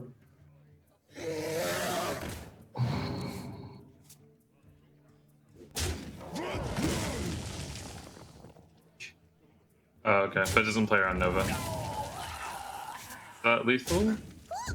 With Frostbolt, that's lethal, right? I don't know, man. That's. I think it's not lethal now. It wouldn't be lethal anyway. It wouldn't be lethal. Yeah. It would be one off. So this is 5, 11. It's actually exact 1, right? It's 19. It's 5 plus 6, 11, and then plus 8. Yeah, it's exactly lethal. Okay. So we just hope it's not a block. Yeah. All calculated. All calculated. I think we should only have like one person playing Freeze Mage. Did we win? I mean, I haven't played Freeze Mage. No, we won. Nice. I haven't played Freeze Mage for like ages. Yeah. I mean, calculated, right? Yeah, all calculated. We planned that like 10 moves in advance. Alrighty. All calculated. All calculated. Team Yeah. Liquid takes the series and secure their first seed going to the playoffs. So the only team that can finish 5-2, and that means that they are going to be the front runners going into the live playoffs. Which, of course, we heard that they qualified even earlier. As soon as they got 2 wins, they were automatically qualified. So well done to Team Liquid. A fantastic season for them. First place. Yeah, what a holistic series, too. We went down to Game 11, and you can see pretty much every class that was played on both sides here. Just, ping-pong back and forth for wins. And, of course, it's Dog's birthday. It so is. Congratulations to Team Liquid and Yeah. Dog. It's a big day for Dog. How old is he now? Is he 17. 17? He's not Yeah. of legal age yet? Mhm. Feels bad. Still can't take off his shirt. Unfortunately. That's right. Maybe one day. Much to the angst of thousands of fanboys. Maybe next year, Twitch chat. Maybe next year. But definitely an impressive season from Team Liquid after a little bit of I want to say a rocky start. They were definitely not a front runners at the beginning of the season. That belonged to G2 and Complexity, but Team Liquid pulled it back and finished in first. But we do have an interview ready with someone from Team Liquid. It's Dog. Hey, man. Hey, what's up? Hey, happy birthday. Thank you. Yeah. I just want to point out, one sec, I'm going to have Twitch chat sing happy birthday to you. So Twitch chat, if you'd like to join me in singing happy birthday to Dog, please start typing out. But you can only type one letter at a time. So I have faith in you, Twitch chat. One letter at a time. Sing Dog happy birthday. Go. Happy birthday, Mr. Doggerson. Mr. Dog. Yeah. Happy birthday. On the real, congratulations, Dog. A big one for you guys. You secure first place. As Dan is still going on happy. How does it feel? First place, you guys are going to the live finals. How does it all feel? Feels good. We were pretty confident that we'd make it to the finals, but it was dependent on other teams like losing or winning, and it's better just to like win the most amount of games you can and then go through guaranteed. It's a lot better. Feels good. Now, we were talking about it a little bit. You guys had not the greatest start to the season. You were in the middle of the pack for a long time. What sort of changes did you make midway through the season? How did you guys turn things around once it got tough? I mean, we just stopped getting unlucky, I guess. I don't know. Well said. We didn't prepare too much more. Maybe our teamwork got a little better. But yeah, that was it. I'm sure we'll prepare a lot for the live finals, and we'll definitely be a team to watch out for. Yeah, well, practice makes perfect. They say that for a reason. I want to ask you guys, you can try and speak for your team here. Did you guys learn anything about, playing as a team or anything that you could take away from the regular season of Trinity Series that you can maybe use to your advantage in the finals? That we can use as an advantage. I mean, we took away that like communication between three people is actually pretty difficult because people start talking over each other, and it's hard to communicate a ton of, you can't go super in depth because you only have 60 seconds or 90 seconds to make the turn, right? And then the rope starts burning up, just all right, do your thing, just go. So I don't know, it's more about not messing up more than something that we can use as an advantage. Yeah, that makes a lot of sense. Well, you guys are going to the live finals, as we said. I've asked this question to other teams that have been almost qualified. What are you most excited for about the finals? Is there any team that you want to beat as revenge? Is there something that you're looking forward to do in Burbank? Are you looking forward to hanging out with me and Dan? What are you most excited for about the finals? Hanging out with TJ and Dan. Shirt's on, unfortunately. Debatable. Yeah, and hanging out with the team, I really like it. All the Hearthstone players are super nice, so I'm sure it'll be just a great time overall. Alrighty, and last question for you. Are you going to get a little crazy for your birthday now? Maybe play a little bit of Paladin on ladder, huh? Maybe Hunter. I'm feeling that crazy. Yeah. Dog, how old are you again? I'm 24. Wow. Whoa, that was way high. So he's really 108. Yeah. Or 148. Wow, that math. Yeah, it's multiplied by 7. Yeah. Yeah. Something like that. 168. Dang. In dog Third years. time's the charm. Mm-hmm. Yeah. All right. Well, thanks so much, Dog. We look forward to seeing you guys at the live finals, and be safe on your birthday. Keep your shirt on, man. Thank you. All righty. Always love talking to Dog. Yeah. So he's a good companion, of course. Mm-hmm.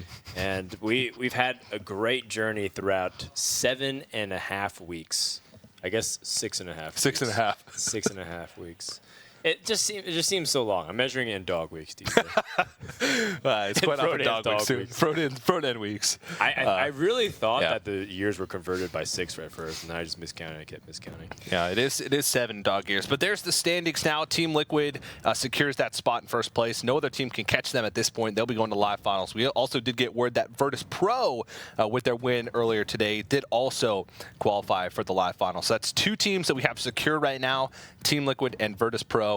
Tomorrow, G2 Esports, Luminosity, Tempo Storm, and Cloud9 are going to be playing, and there's still 2 slots up for grabs between 4 teams, and here are those scenarios. So with Virtus Pro's win earlier, that effectively eliminates Cloud9 from contention. They can no longer make it, but here are the 4 teams left that can fight for those 2 spots, and here is how they do it. Yeah, Complexity requires one of G2 or Luminosity to lose. Luminosity has to beat Cloud9. G2 has to beat Tempo Storm, and Tempo Storm requires a little bit of luck here. They need a win versus G2, and for Cloud9 to beat Luminosity, Cloud9 controls all the fate of Tempo Storm. Otherwise, Complexity just kind of gets in as well. So a lot on the line for 4 teams hanging in the balance, Teach. Yeah, it's kind of crazy that Complexity, Luminosity, and G2 Esports were at the top of the standings for so long. You know, it looked like they were shoe-ins going into week 4. And now that multiple pulls of those 4 squads have a chance to not even make it to the live final. So pretty crazy how competitive this final week got when the standings got really close.